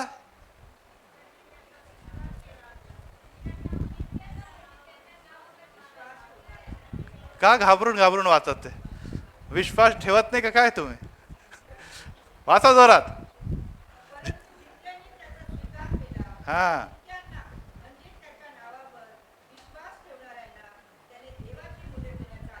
आता काही लोक म्हणतात अरे बाबा वो चोर क्या था, अरे लास्ट मौके के ऊपर ऐसा मरने को आया ना, एकदम फट से यीशु का स्वीकार किया, पाळक साहेब डालो प्रभु भजन, गए स्वर्ग के अंदर. त्याला सुख लोक दुःख लोक काही माहित नाही, स्वर्ग नरक पण काही माहित नाही. हो प्रियानो, अनेक लोक म्हणतात अभी जवान है, अभी मजा करके लेंगे, बुड्ढे हो जाएंगे ना जब देखेंगे. आणि बुढापेची वाट बघतात ते. जब मरने को आएगा ना, जब आखिरी आखिरी में जाएंगे, कुछ नहीं, सब कुछ नहीं होता, अभी खाओ पिओ मजा करो.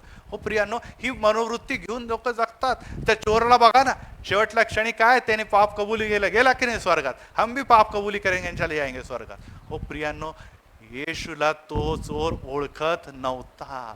त्याला गुन्हा, पाप आणि अशुद्धताच ही माहीत होती. प्रथमच त्यांनी येशूच्या संपर्कात येऊन त्याचं रूप आणि त्याचं दैवीय वैशिष्ट्य निहारलं होतं आणि त्याला कळालं होतं की हाच राजा आहे आणि हाच प्रभू आणि हाच तारणार आहे. Praise the Lord. परंतु आम्ही पैदा झाल्यापासून माहीत आहे आम्हाला तारणारा येशू आहे. आमच्या आई वडिलांना पण माहित आहे तारणार प्रभू येशू. तरी देखील आम्ही आपली पापाची कबुली देत नाही आणि आपण त्या क्षणाची वाट बघतो की जेव्हा वेळ येईल आणि आम बदल जाएंगे, सगळं काही चेंज होईल. एक गोष्ट लक्षात ठेवा प्रियांनो, आम्हाला त्या चोराचा मागे जायचं नाही, त्या चोराला फॉलो करायचं नाही, आम्हाला येशूला फॉलो करायचं. Praise the Lord. अनेक लोक चोराला फॉलो करतात किंवा काही नाही, आपण वेळ आपल्याला चोराला फॉलो करू नका. येशूने म्हटलं मी तुम्हाला निवडलं, नेमलं यासाठी की तुम्ही जावं आणि फळ द्यावं. Praise the Lord. हे फळ नाहीये, या तुम्हाला लहानपणापासून आणि आज येशू कळालेला आहे, तर तुम्हाला नेमलेलं आहे, तुम्हाला ड्युटीज दिलेलं आहे, तुम्हाला कर्तव्य दिलेलं आहे, त्याचा हिशोब तुम्हाला द्यावा लागणार आहे. आणि हिशोब देत असताना तुमचं तारण झालं पुरेसं नाही. आज आपण बघितलेलं आहे आणि अनेकदा वचनामध्ये मी देखील संदेश दिलेला आहे की प्रत्येकाचा हिशोब अग्नीच्या द्वारे होणार आहे. काही लोक भुस्याने घर बांधतात, काही लोक लाकडाचे घर बांधतात, परंतु काही लोक सोना चांदी आणि मौल्यवान धातूचे घर बांधतात. जे अग्नीच्या द्वारे त्यांची जेव्हा परीक्षा होईल, जे भुस्याने जळून जाणार आहे, त्यांना काही देखील मिळणार नाही असं स्पष्ट सांगितलंय. परंतु ज्यांनी अग्नीच्या द्वारे कार्य केलेले, अग्नीच्या द्वारे त्याने घर बांधलेले, ते आणखीन चमकणार आहे. Praise the Lord.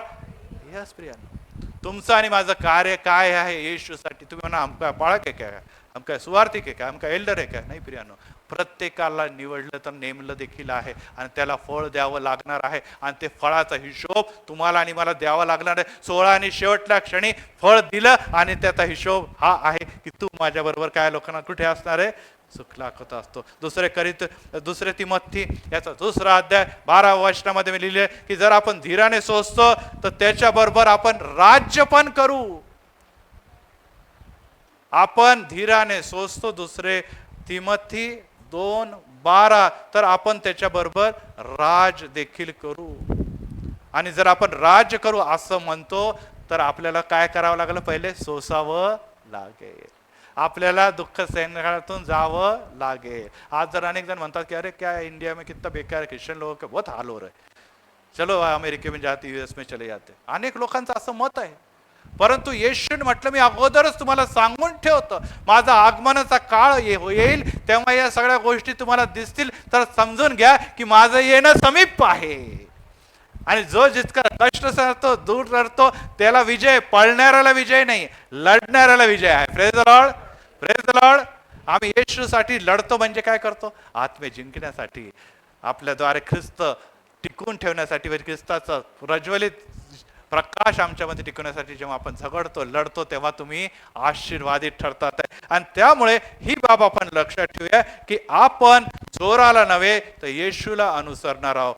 एकच गोष्ट त्यांनी मागितली की तू माझी आठवण कर. तो म्हटला का मला सुख लोकात घेऊन जा? तो म्हटला का मला तुझा उजवीकडे डावीकडे एक खुर्ची दे? जसं याकोब योहान म्हटलेलं आहे, आम्ही एवढी सेवा केली, त्याची मम्मी येते लगेच म्हणते की एक उजवीकडची दुसरी डावीकडची खुर्ची रिझर्व करून टाक. येशू कसं नाही, ते माझ्या हातामध्ये पुष्कळ लोक पूर्वेकडून येतील आणि ते माझ्या उजवीकडे आणि डावीकडे बसतील आणि त्यामध्ये तुम्ही आणि मी लोक आहोत. Praise the Lord.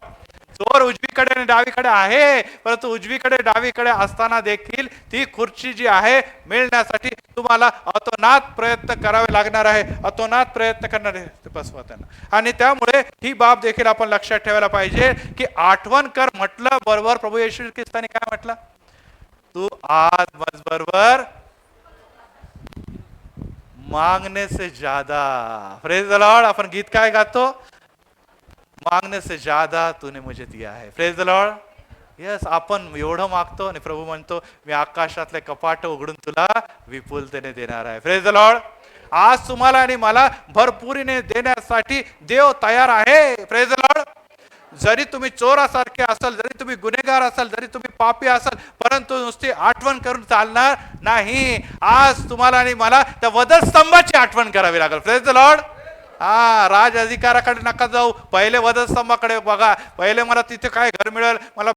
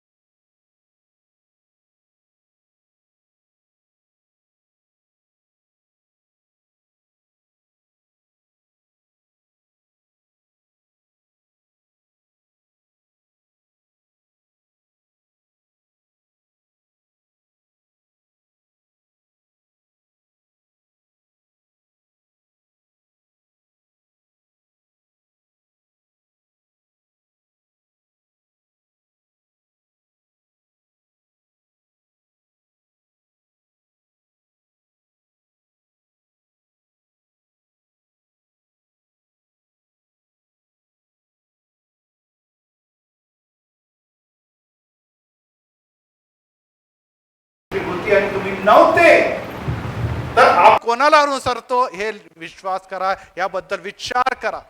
परंतु हा चोर निश्चितच त्या रक्ताकडे बघतो आणि म्हणतो की खरोखर प्रभू तू माझी आठवण कर. आणि जेव्हा आपण अशा प्रकारे लीन आणि नम्र होतो तेव्हा प्रभू आम्हाला बहुत देतो. Praise the Lord. आणि आपण म्हणतो की नाही मेरे मैं तो चर्च को आरक्षण मिलना ही चाहिए, हे गर्विष्ठपणा झाला, एक घमेंडीपणा झाला की मला मिळायलाच पाहिजे. तेव्हा प्रभू तुम्हाला काही देणार नाही. येशूने ते काही त्याला शाप दिला का शेजारी दुसऱ्याला? काही नाही दिला. तो तसा भोगणार आहे हे येशूला माहित होतं. पण तो दुसरा जो चांगला वागला त्याला आशीर्वाद मिळणार आहे. आणि त्यामुळे यशाया 53:11 मध्ये येणे प्रकारे लिहिलेलं आहे की त्याच्या जीवाची वेदना चे फळ तो पाहिल तेव्हा पूर्ण समाधान पावेल. तेव्हा तो आपल्या वेदनाचे फळ पाहिजे. याच प्रियांनो, आज जर येशूसाठी तुम्ही वेदना सहन केली, येशूसाठी दुःख सहन केले, तर तुमचं फळ काय आहे? येशू मध्ये बहुत आहे, मोठा आहे, विपुल आहे. त्यामुळे वेदनाला तुच्छ लेखू नका, अडचणीला तुच्छ लेखू नका. या वेदना आणि अडचणी येशू पासून आहे, तो आम्हाला का छळतो असं म्हणू नका. परंतु तू म्हणा ज्याने दिले त्याने नेले, धन्य त्याचे नाव. ज्याने मला सुख दिले त्याला दुःख देण्याचा पण अधिकार आहे. आणि योबाने आपल्या मुखातून एक देखील विरोधात शब्द काढला नाही. त्याची पत्नी त्याला म्हणत होती की अरे काय विश्वान करून मिळते, जा सोड विश्वास, जा मरून, एकदाच सुटून जाशील तू.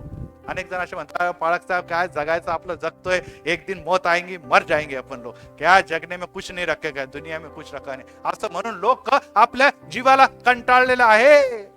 हो प्रियांनो, कंटाळू नका, येशूकडे बघा, येशूकडे बघा आणि आज देखील तो तुम्हाला जीवन आणि आनंददायी जीवन देणार आहे. Praise the Lord. जग देत तसं नव्हे. आणि जर ते तुम्हाला देत असताना वधस्तंभाच्या पाशी मिळत असत, त्या चोराला कुठे मिळालेलं आहे? तुम्हाला कुठे जावं लागल? त्याच वधस्तंभाच्या पाशी. वधस्तंभाच्या पाशी त्या चोराला नुसतं तारण मुक्ती नाही तर राज अधिकाराने त्याला गौरवाने काय मिळालेलं आहे? सुखलोक मिळालेलं आहे. तर ते तुम्हाला आणि मला देणार नाही का? परंतु आपण वधस्तंभाने त्याच्या दुःखापासून पळतो, त्यामुळे वंचित राहतो. तिसऱ्या वचनाकडे आपण जाण्या अगोदर एक गीत ऐकूया. सिस्टर निर्मळ यावेळेस पुढारपण करतील.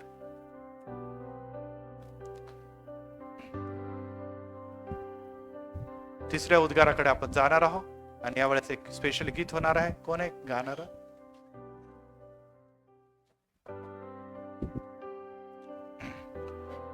उभं राहावं. उपासना संगीत गीत क्रमांक 259. यावेळेस मंडळी उभे राहणार आहे. पुष्कळ वेळ तुम्हाला बसवलेलं आहे. थोडेसे पाय रिलॅक्स करा, खाली वर 1 2 3 करा आणि थोडेसे तुमच्या शरीराचे अंग मोकळे होऊ द्या, कारण की अद्याप वाटचाल पुष्कळ पुढे जायची आहे. आणि त्यामुळे आपण एकत्र गीत गाऊन प्रभूला धन्यवाद देऊया. आणि गीत क्रमांक 259. गीत क्रमांक 259. येशूच्या रक्ती भरले धुण्याचे कुंड जान, जे पापी त्यात घातले ते होती शुद्ध प्राण, होती शुद्ध प्राण, ते होती शुद्ध प्राण, जे पापी त्यात घातले हे होती शुद्ध प्राण, तो खांबी मरणारा चोर त्यामुळे हर्षला, तेने ची माझा दोष घोर पुसेल सगळा, पुसेल सगळा, पुसेल सगळा, तेनेची माझा दोष घोर पुसेल सगळा. शेवटचं कडवं आपण गाऊया.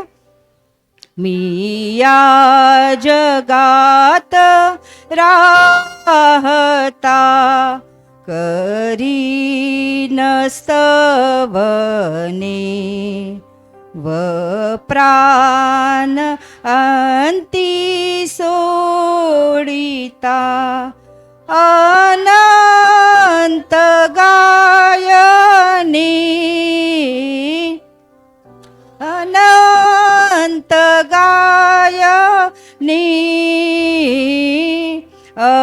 अनंत गायने, व प्राण अंती सोडिता अनंत गायने. थँक्यू. प्रभू येशू ख्रिस्ताने उच्चारलेला, वधस्तंभावर उच्चारलेला तिसरा शब्द आपण आपले पवित्र शास्त्र काढूया. मंडळी कृपया खाली बसावे. योहानकृत शुभवर्तमान अध्याय 19. योहान कृत शुभवर्तमान अध्याय 19 25 ते 27 ही वचने. येशूच्या वधस्तंभाजवळ त्याची आई, त्याची मावशी, क्लोपाची पत्नी मरिया आणि मरिया मगदालिया या उभ्या होत्या. मग येशूने आपल्या आईला व ज्या शिष्यावर त्याची प्रीती होती त्याला जवळ उभे राहिलेले पाहून आईला म्हटले, हॅलो. बाई, पहा हा तुझा मुलगा. मग त्याने त्या शिष्याला म्हटले, पहा ही तुझी आई. आणि त्या वेळेपासून त्या शिष्याने तिला आपल्या घरी ठेवून घेतले. पाळक साहेबांना विनंती करते की या वचनाद्वारे त्यांनी मार्गदर्शन करावं पण मंडळीला. Thank you sister. एक विशेष आता आपण रहस्याकडे जाणार आहोत. कृपया लक्ष देऊन ऐका, कारण की माता पिता याच्याबद्दल आपण अनेक गोष्टी ऐकतो. आई म्हातारी झाली, वडील वारलेले, वडील म्हातारे झाले, आई वारली आहे, इकडे टाकलं तिकडे टाकले, रस्त्यात टाकलं, वृद्धाश्रम मध्ये टाकलं, हिडीस करतात, ऐकत नाही. परंतु मरणाच्या द्वारावर जेव्हा आपण येतो तेव्हा प्रत्येकाला आपले सर्व जवळचे लोक जवळ पाहिजे. कदाचित आपल्याला त्याची जाणीव नसेल, परंतु या 2 आठवड्यामध्ये मी 6 मयत केलं. मेल्यानंतर खूप रडतात लोक, खूप लोक शोक करतात. आज फार एकदम मोठे मोठे लोकांना मी बघितलं जे हायली क्वालिफाईड आहे, खूप शोक आहे, खूप रडणं आहे. यस, आम्ही रडतो, आमचे प्रियजन गेलेले आहे, वडील गेलेले, माता गेलेली आहे, दुःख करतो, शोक करतो. परंतु जिवंत असताना आज्ञा नंबर 5, तू आपल्या आई बापाचा सन्मान कर. या गोष्टीकडे आपण अनेकदा विसरतो.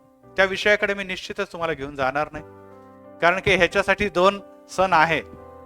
मायवार येणार आहे, आपण भरपूर ऐकणार आहोत, आणि त्याच्यानंतर फादर्स डे येणार आहे, त्यावेळेस पण भरपूर ऐकणार आहे. त्याकडे मी तुम्हाला घेऊन जाणार नाही. परंतु तरी देखील ही बाब लक्षात ठेवा की हा सन्मान येशूने कशा प्रकारे केलेला आहे त्याकडे मी येणार आहे. आणि तेच करत असताना येशूने काही शब्द उच्चारलेले आहे त्याकडे मी तुम्हाला आणि मला आपल्या सर्वांना घेऊन जाणार आहे. आणि त्यामध्ये परत एक बार मी वचनाकडे आपलं लक्ष छेदू इच्छितो. आणि त्यामध्ये असं लिहिलेलं आहे की 26 वचन, 19:26. मग येशूने आपल्या आईला आणि त्या शिष्यावर त्याची प्रीती होती त्याला जवळ उभे राहून बघितलंय आणि आईला म्हटलंय, बाई. अरे बापरे, इतके दिवस आई आई आई चाललं ना, एकदम मरताना बाई बाई बाई कसं काय झालं? आणि यामुळे आज आपण त्या मुद्द्याकडेच लक्ष देणार आहोत की बाई का म्हटलेलं आहे. आणि नंबर 2 पॉइंट आहे, त्यानंतर त्या वेळेपासून, फ्रॉम दॅट टाइम, त्या वेळेपासून शिष्याने तिला आपल्या घरी नेऊन ठेवले. नुसते 2च गोष्टीवर आपण लक्ष घेणार आहोत, बाई का म्हटलं आणि ती वेळ म्हणजे कोण, फ्रॉम दॅट टाइम म्हणजे काय. आणि यासाठी जर आपण इंग्लिश बायबल बघितलं आणि इंग्लिश बायबलमध्ये त्या गोष्टीचा जो उल्लेख केलेला आहे ते बायबलमध्ये बाईला वुमन म्हटलेलं आहे. काय म्हटलेलं आहे लक्षात ठेवा, तिथे लिहून ठेवा तुम्ही. आणि त्या समयाला फ्रॉम दॅट टाइम असं म्हटलेलं आहे. आता आपण जर पवित्र शास्त्रामध्येच गेलो आणि योहान कृत शुभवर्तमान 2 अध्याय आणि 4 अध्यायामध्ये येशूने पहिला चमत्कार केला. कोणता चमत्कार केला? कुठे, कोणत्या गावी केला? कोणत्या गावी, कोणता चमत्कार? आणि तिथे देखील जर आपण गेलो आणि त्यामध्ये जर आपण बघितलं तर इथून येशू ख्रिस्ताच्या कार्यास सुरुवात होते. आणि त्या कार्याच्या सुरुवातीला ती आई येते आणि येशू ख्रिस्ताला निश्चितच काहीतरी म्हणते. आणि त्यामध्ये वचन जर बघितलं तर 4थं वचन जोरात वाचा.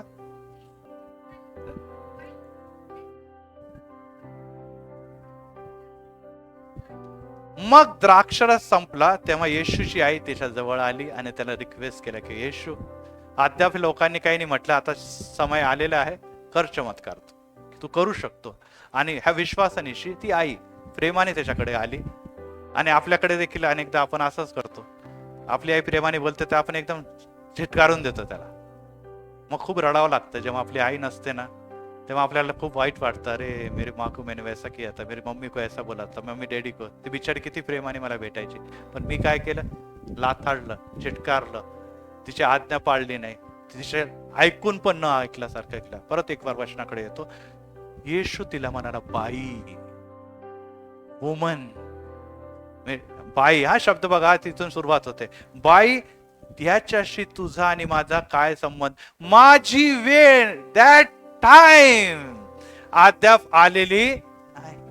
काय येशू ख्रिस्त वुमेन वुमेन, बाई बाई, सुरुवातीला बाई आणि शेवटी पण बाई, मध्ये आई. हे कसं काय? सेवा कार्याच्या आरंभी पण बाई, सेवा कार्याच्या शेवटला पण बाई, मध्ये चांगली आई होती. मग आता सर्व काळजी पण घेताना दिसलं. येशू काही त्याचा काही नफरत करत होता किंवा झिटकारत होता ते नाही, परंतु आपल्याला एक गोष्ट जाणून घ्यायला पाहिजे की असं का झालेलं आहे. येशू ख्रिस्त सारखा एवढा प्रीती करणारा, एवढा क्षमाशील व्यक्ती जो आहे, तो आपल्या मातेला आता मरण्याच्या शेवटच्या क्षणामध्ये बाई म्हणून चिटकारतो, असं का? काय त्याचं रहस्य आपल्याला जाणून घेणं अतिशय महत्वाचं आहे, कारण की त्याद्वारे आपल्याला एक विशेष गोष्ट येशू ख्रिस्ताच्या बद्दल शिकायला मिळणार आहे. आणि ही बाब जाणण्यासाठी योहानने ही गोष्ट लिहिलेली आहे. कोणी लिहिलेली आहे? योहान कृष्णवर्धनचा पहिल्या अध्यायाकडे आपण बघितलं तर आपल्याला दिसतं, प्रारंभी शब्द होता, शब्द देवाचा होता आणि शब्द देव होता. कुठून सुरुवात केली योहानाने? पृथ्वीच्या निर्मितीपासून. इतर शुभवर्तमानाने कुठून सुरुवात केली? वंशावळी दिलेली, कुठे येशूचा जन्म दिलेला. योहानने ते काहीच नाही केलं, डायरेक्ट पृथ्वीच्या शेवट आरंभापासून नेला. आणि तोच योहान शेवटच्या प्रगटीकरणामध्ये काय करतो? पृथ्वीचा शेवटापर्यंत नेतो. Praise the Lord, praise the Lord. बघा आता विचार करा, हा जो शब्द आहे योहानाने बोललेला आहे, योहानाने त्याच्या शुभवर्तमानाची सुरुवात पृथ्वीच्या निर्मितीपासून केलेली आहे. त्याच योहानाने पृथ्वीच्या शेवट आणि पृथ्वीच्या शेवटाच्या नंतर नवीन यरुशलेम, नवीन पृथ्वी या संदर्भाचं सगळं प्रगटीकरणामध्ये शिकवलेलं आहे. हा योहान हे सर्व काही का करू शकला? कारण की तो येशूच्या उराशी टेकून बसणारा व्यक्ती आणि शिष्य होता. Praise the Lord. यस, जेव्हा आपण यीशु के दिल के पास रहते हैं, यीशु के करीब रहते हैं, येशूच्या जवळ राहतो, येशूच्या हृदयाजवळ राहतो, तेव्हा येशू तुम्हाला आणि मला सर्व काही अद्भुत गोष्टी शिकवतो. Praise the Lord. आज तुम्हाला आणि मला अनेक रहस्य आणि गुढ, विशेष करून काल मी तुम्हाला मर्म सांगितलंय, ते कळत नाही, ते आजत नाही, कारण की तुम्ही आणि मी येशूच्या हृदयाच्या जवळ, येशूच्या जवळ राहत नाही. त्याने आपलं नाव कुठेच नाही लिहिलं पवित्र शास्त्रामध्ये योहानाने, परंतु एकच लिहिलं, येशूच्या उराशी, येशूच्या जवळ किंवा येशूवर प्रीती करणारा. प्रीती करणारा. आता मी वचन काढायला लावणार नाही. या शिष्याने स्वतःची ओळख ही दिलेली आहे. आज तुमची आणि माझी शिष्य म्हणून काय ओळख आहे? मी म्हणा मी पाळक आहे, काही म्हणतील आम्ही एल्डर आहोत, काही जण म्हणतील की आम्ही ट्रस्टी आहोत, काही जण म्हणतील आम्ही सभासद आहोत, परंतु प्रियांनो, तुमची आणि माझी ओळख ही असायला पाहिजे की येशूवर प्रीती करणारा नम्रदास मी आहे. Praise the Lord, praise the Lord. Yes, हे सगळे जगातल्या गोष्टी आहे. या जगातल्या गोष्टी तुम्हाला जगातला सन्मान मिळवून देतील, परंतु जे येशूवर प्रीती करून त्याच्या हृदयापाशी राहतात, त्यांच्यासाठी स्वर्गाचे आणि पवित्र आत्म्याचे सामर्थ्याचे द्वार उघडे राहतात. जाऊया आपण त्या विषयाकडे. उत्पत्तीमध्ये जाऊया डायरेक्ट आता. आणि उत्पत्ती याचा 3रा अध्यायाकडे आपण जाऊ आणि वचन 15 आपण वाचूया. मग तू आणि स्त्री,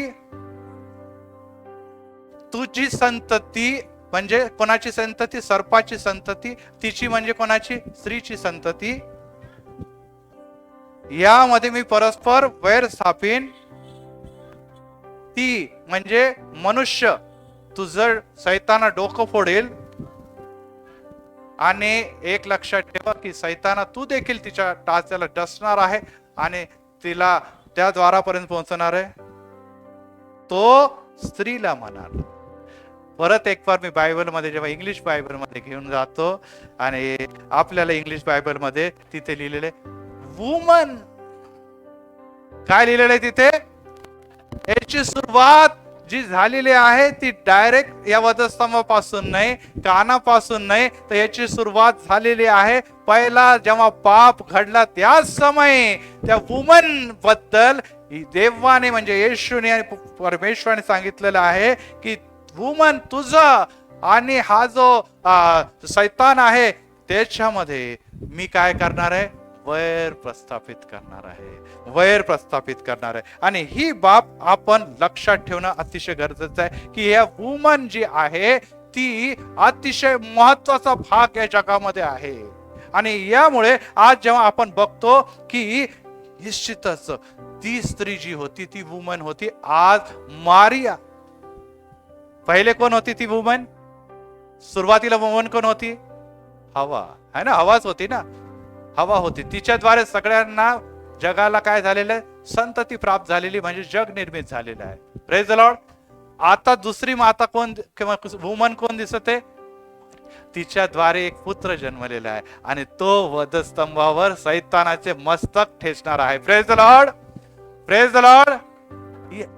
ही बाब तुम्हाला आणि मला लक्षात ठेवणं अतिशय गरजेचं आहे, कारण की अनेकदा आपल्याला ही गोष्ट कळत नाही. रोमकरास पत्र 16वा अध्याय 20व्या वचनामध्ये संत पौल स्पष्ट सांगतो. रोम 16:20 मध्ये संत पौल का कसं याचं मस्तक ठेचलं जाणार आहे याबद्दल संत पौल रोमकरास पत्र 16:20 मध्ये काय म्हणतो? शांतीचा देव, आताच आपण बघितलं, शांती आणि प्रीती तुमचा वर्षाव व्हावा, शांतीचा देव तुमच्या पायाखाली. कोणाच्या पायाखाली? आमच्या पायाखाली. Praise the Lord. त्याची सुरुवात कोणी केली? ठेचण्याची सुरुवात कोणाद्वारे झाली? एक स्त्रीच्या पुत्राच्या द्वारे झाली. ती वुमनचा पुत्र कोण होता? प्रभू येशू ख्रिस्त होता. आणि तो आज तुम्हाला आणि मला त्याच वुमन पासून जन्म देण्याच्या नंतर हे म्हणतो की तुझ्या पायाच्या खाली या पुढे सैतान ठेचला जाईल. Praise the Lord.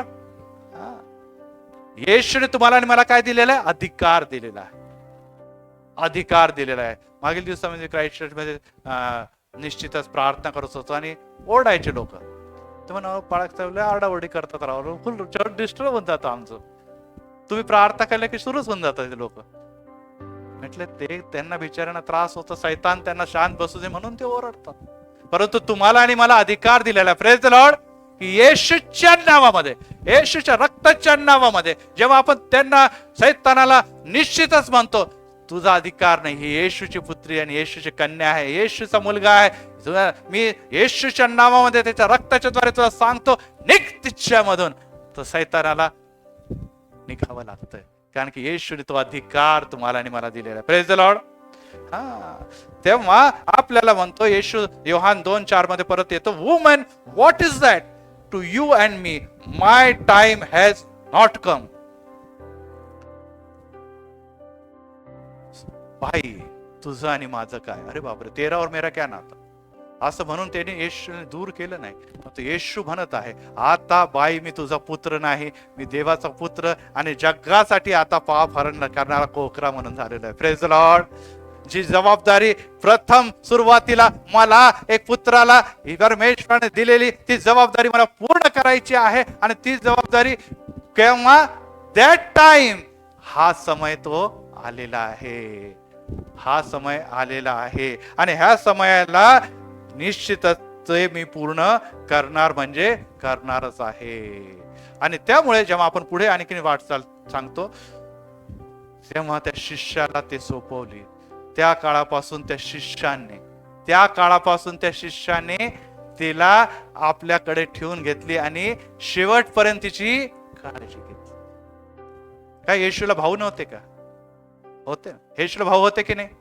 बहिणी होते की नाही?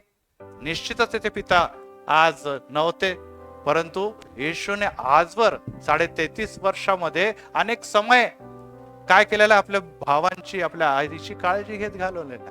आपल्याला देखील दिसतं की 3.5 वर्षाच्या काळामध्ये तो सेवा करत असताना निरंतर येशूच्या बरोबर तिची आई होती की नाही?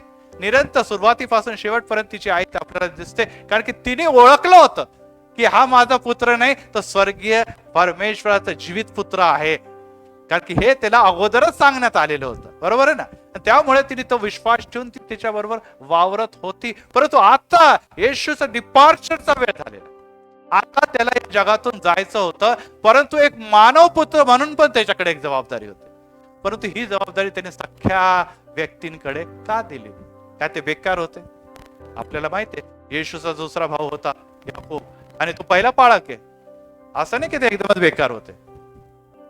आपल्याला बघायला मिळतं की पहिली मंडळी, मागच्या हृदाचं उदाहरण मी दिलं आहे ना, हृदाचं शिक्षण मी देत असताना सांगितलं की जाऊन याकोबाला सांगा की मी सुटलेलं आहे. आठवतं का? जे होते काही लोक, याकोबाला सांगा की माझी मुक्तता झालेली आहे.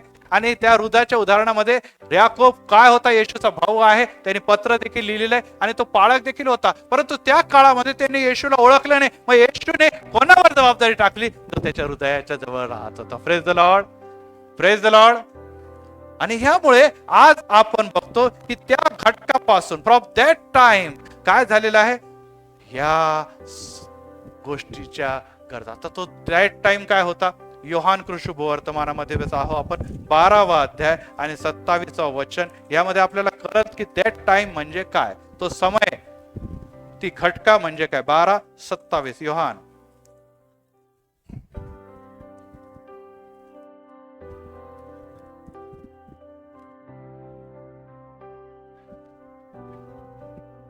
आमेन. रिपीट करा, हायलाइट करा, अंडरलाईन करा. माझा जीव व्याकुळ झालेला आहे. कुठलची गोष्ट आहे? आता प्रभू येशू ख्रिस्ताला कळालेलं आहे की आता मी त्या वैभवाकडे, वधस्तंभाकडे जात असताना येशूला सगळं माहित होतं की माझी अवस्था काय होणार आहे, कशी माझी.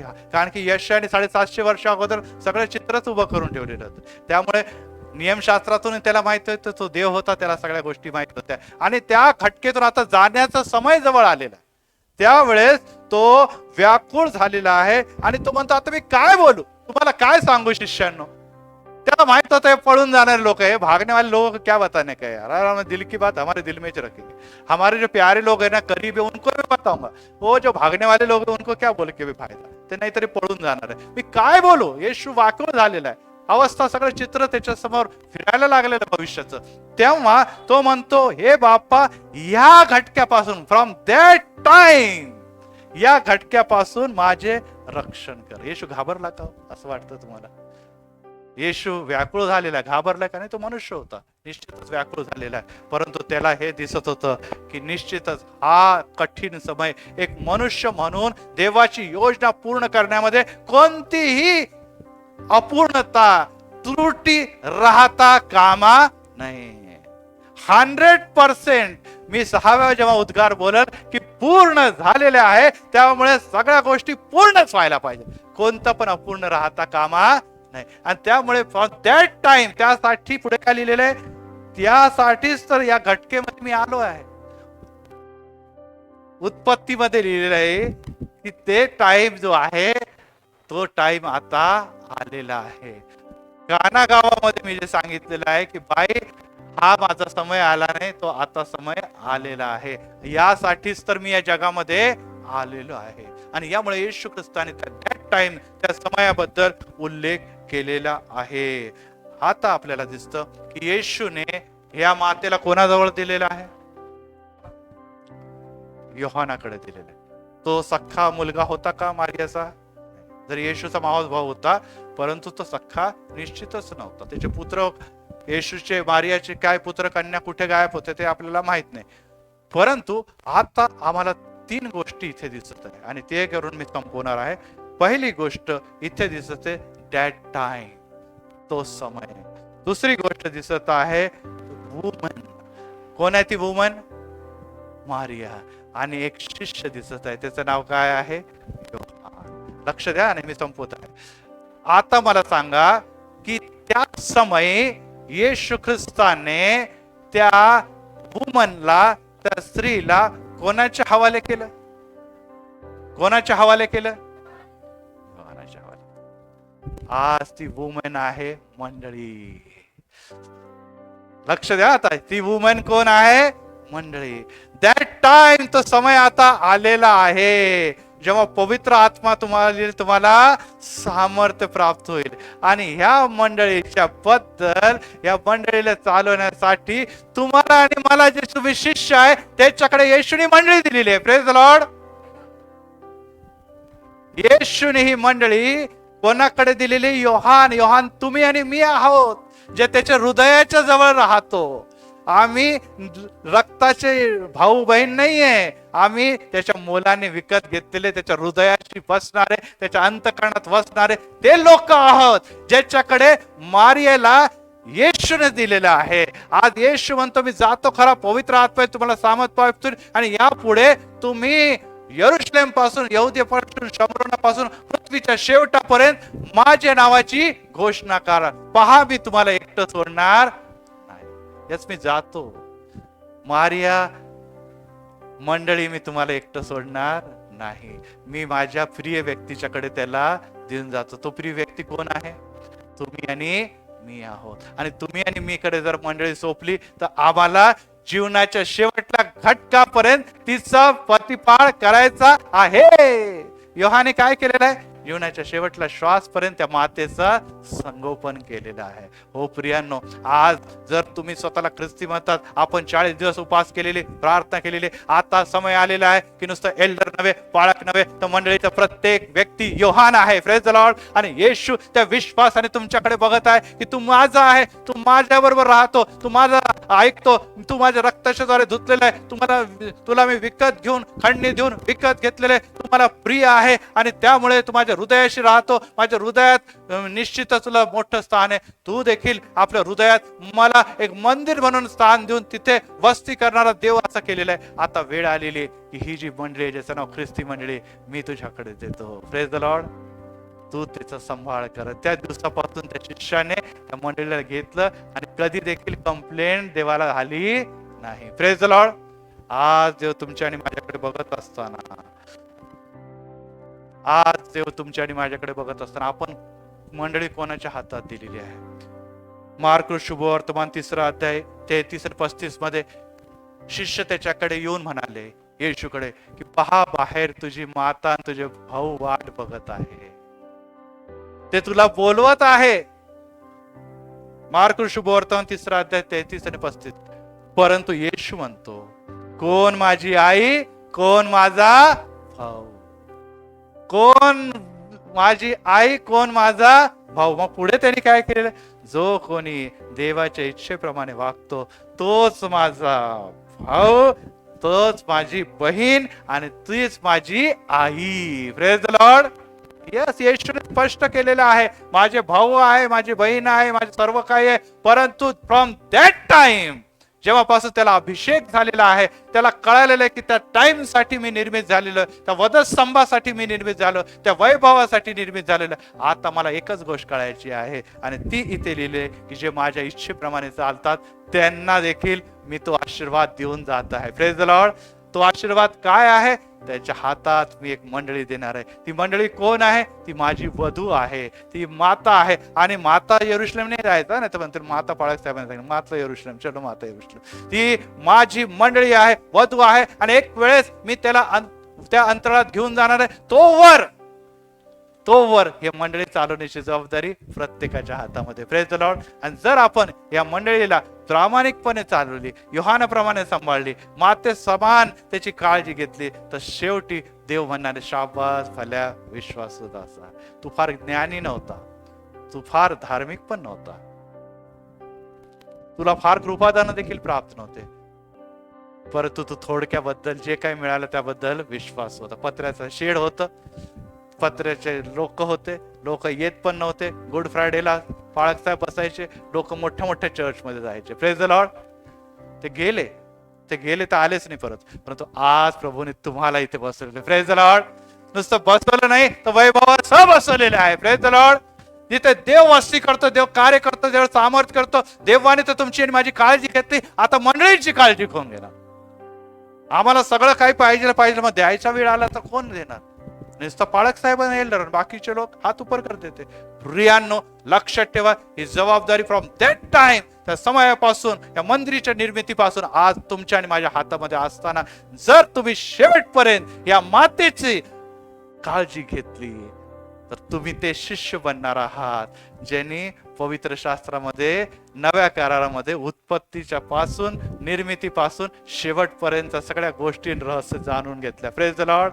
आणि येशूने त्याच्याबद्दल म्हटलं, हा माझा प्रिय शिष्य आहे, हा माझ्या हृदयाशी बसणारा व्यक्ती आहे. आणि एवढंच नव्हे तर त्याला मरण देखील इतर शिष्यांप्रमाणे आलेलं नाही. इतर शिष्य म्हणाले हा मरणार नाही.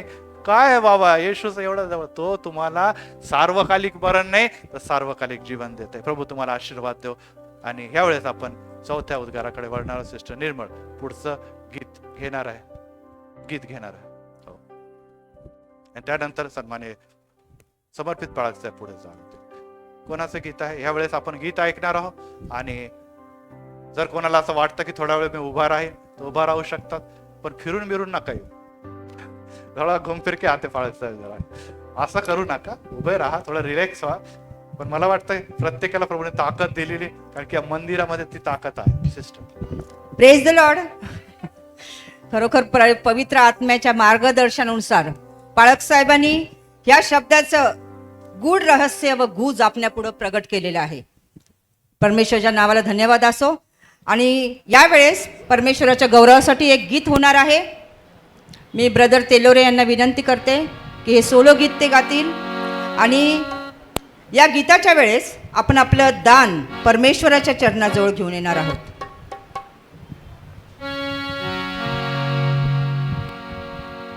हॅलो, आपल्या समोर मी एक मराठी गीत सादर करत आहेत. गीताचे बोल आहे, कालवरीच्या वाटेवरती असले घडले नव्हते, खांद्यावरती मरण घेऊन जीवन चालत होते. यावेळेस सॅमसन चंदन शिव माझ्यासाठी ढोलकी साथ देत आहेत आणि मास्टर साक्ष समर्पित कोपर्डे हे केसिओ वाजवत आहेत.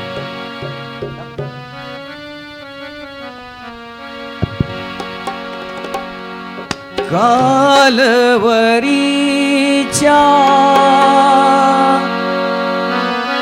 वाटेवरती असले घडले नव्हते, खांद्यावरती मरण घेऊन जीवन चालत होते. हो, जीवन चालत होते. हो, जीवन चालत होते. हो, कालवरीच्या वाटेवरती असले घडले नव्हते, खांद्यावरती मरण घेऊन जीवन चालत होते. हो, जीवन चालत होते.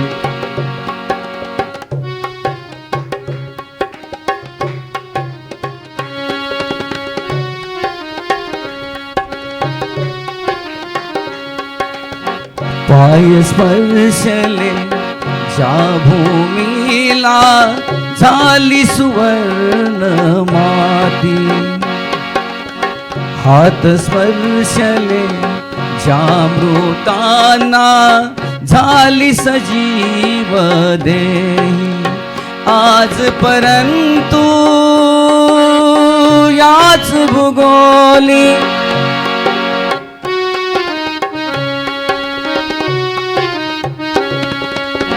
आज परंतु याच भूगोली अजबच काय दिसले, खांद्यावरती मरण घेऊन जीवन चालत होते. हो, जीवन चालत होते. हो, कालवरीच्या वाटेवरती असले घडले नव्हते, खांद्यावरती मरण घेऊन जीवन चालत होते. हो, जीवन चालत. पायापाशी जे जे बसले झालीत देव मुले, हात ज्यावरी त्याने धरले अवघे उद्धरीले, आज परंतु या याच भूगोली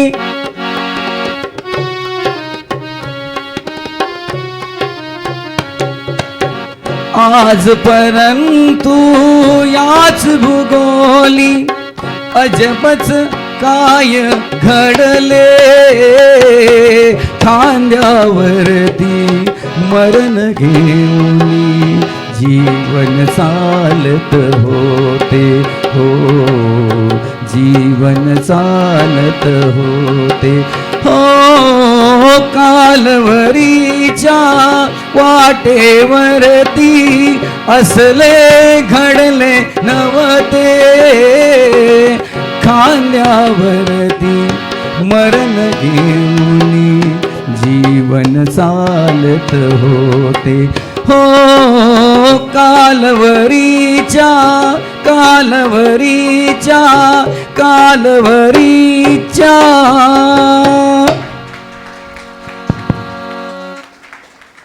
खरोखर अतिशय उत्तम गीत सादर केलेले आहे आमचे सन्मान्य सेक्रेटरी रॉबिन्सन तेलोरे साहेबांनी. परत एक बार अनाऊन्स करत आहे की दानार्पण यावेळेस घेण्यात आलेलं आहे. रविवारी ईस्टर संडे आहे आणि रविवारच्या दिनी पास्टर सॉलोमन पवार साहेब आमच्यामध्ये येणार आहे. महाराष्ट्रातल्या गुजरात, मध्य प्रदेश, झारखंड अनेक जागाला प्रभूची महान मोठी सेवा त्यांनी केलेली आहे आणि ते स्पीकर म्हणून रविवारी असणार आहे. त्याच समय प्रीती भोजन देखील होणार आहे आणि त्यासाठी परत एक बार मी आपल्याला अनाऊन्स करू इच्छितो की ईस्टरच्या दिनी किंवा आज ज्यांना शक्य होईल आपण पाकिटामध्ये डोनेशन किंवा दान देऊ शकतात. त्याचा खर्च बहुत असतो परंतु तरी देखील मंडळी करणार आहे. परंतु ज्यांना शक्य नाही नो इश्यू, काही प्रॉब्लेम नाही. परंतु ज्यांना प्रभू प्रेरणा देत आहे अवश्य ईस्टरसाठी आज किंवा येणाऱ्या दिवशी आपण आपले दान प्रभूकडे देणार आहोत आणि ते आपण स्वीकार करणार आहोत. आणि पुढच्या शब्दाकडे जाण्या अगोदर आपण प्रार्थना करूया. प्रभुराय, मी तुला धन्यवाद आणि गौरव देतो कारण की तू आमचा उत्तम पिता आहे. तुझे पवित्र हात, तुझा गौरवशाली सामर्थ्यशाली हात आज परत एक वार आमच्यावर आलेला आहे आणि परत एक वार तुझ्या वचनाच्या द्वारे तू आमची भेट घेतलेली. आम्ही तुला काय देणार पिता? व जगातला सर्वोत्तम दान, सर्वोत्तम गिफ्ट, सर्वोत्तम आशीर्वाद, तारण, सॉल्वेशन हे तू आम्हाला दिलेलं आहे. हो येशू, तू तारणारा म्हणून जगात जन्माला आला आणि वधस्तंभाकडे वाटचाल करत असताना तारण देणारा येशू कशा प्रकारे आम्हाला चालवतो हे आज आम्ही बघितलेलं आहे.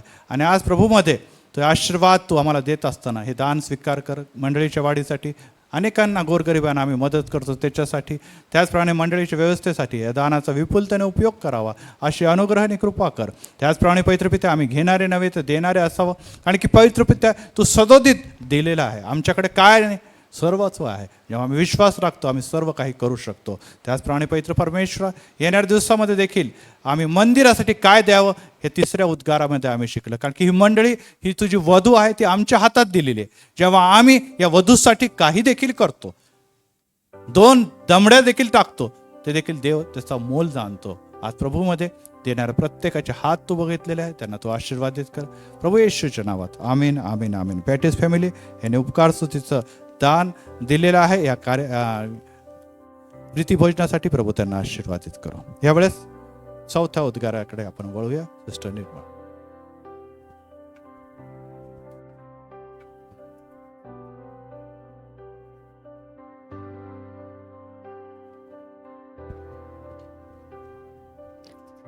वधस्तंभावरून उद्गारलेला चौथा येशू ख्रिस्ताने बोललेला शब्द, चौथा शब्द आपण आपलं पवित्र शास्त्र उघडूया.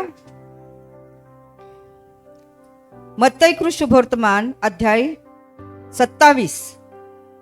मत्तई शुभवर्तमान अध्याय 27, 45 आणि 46 ही वचने.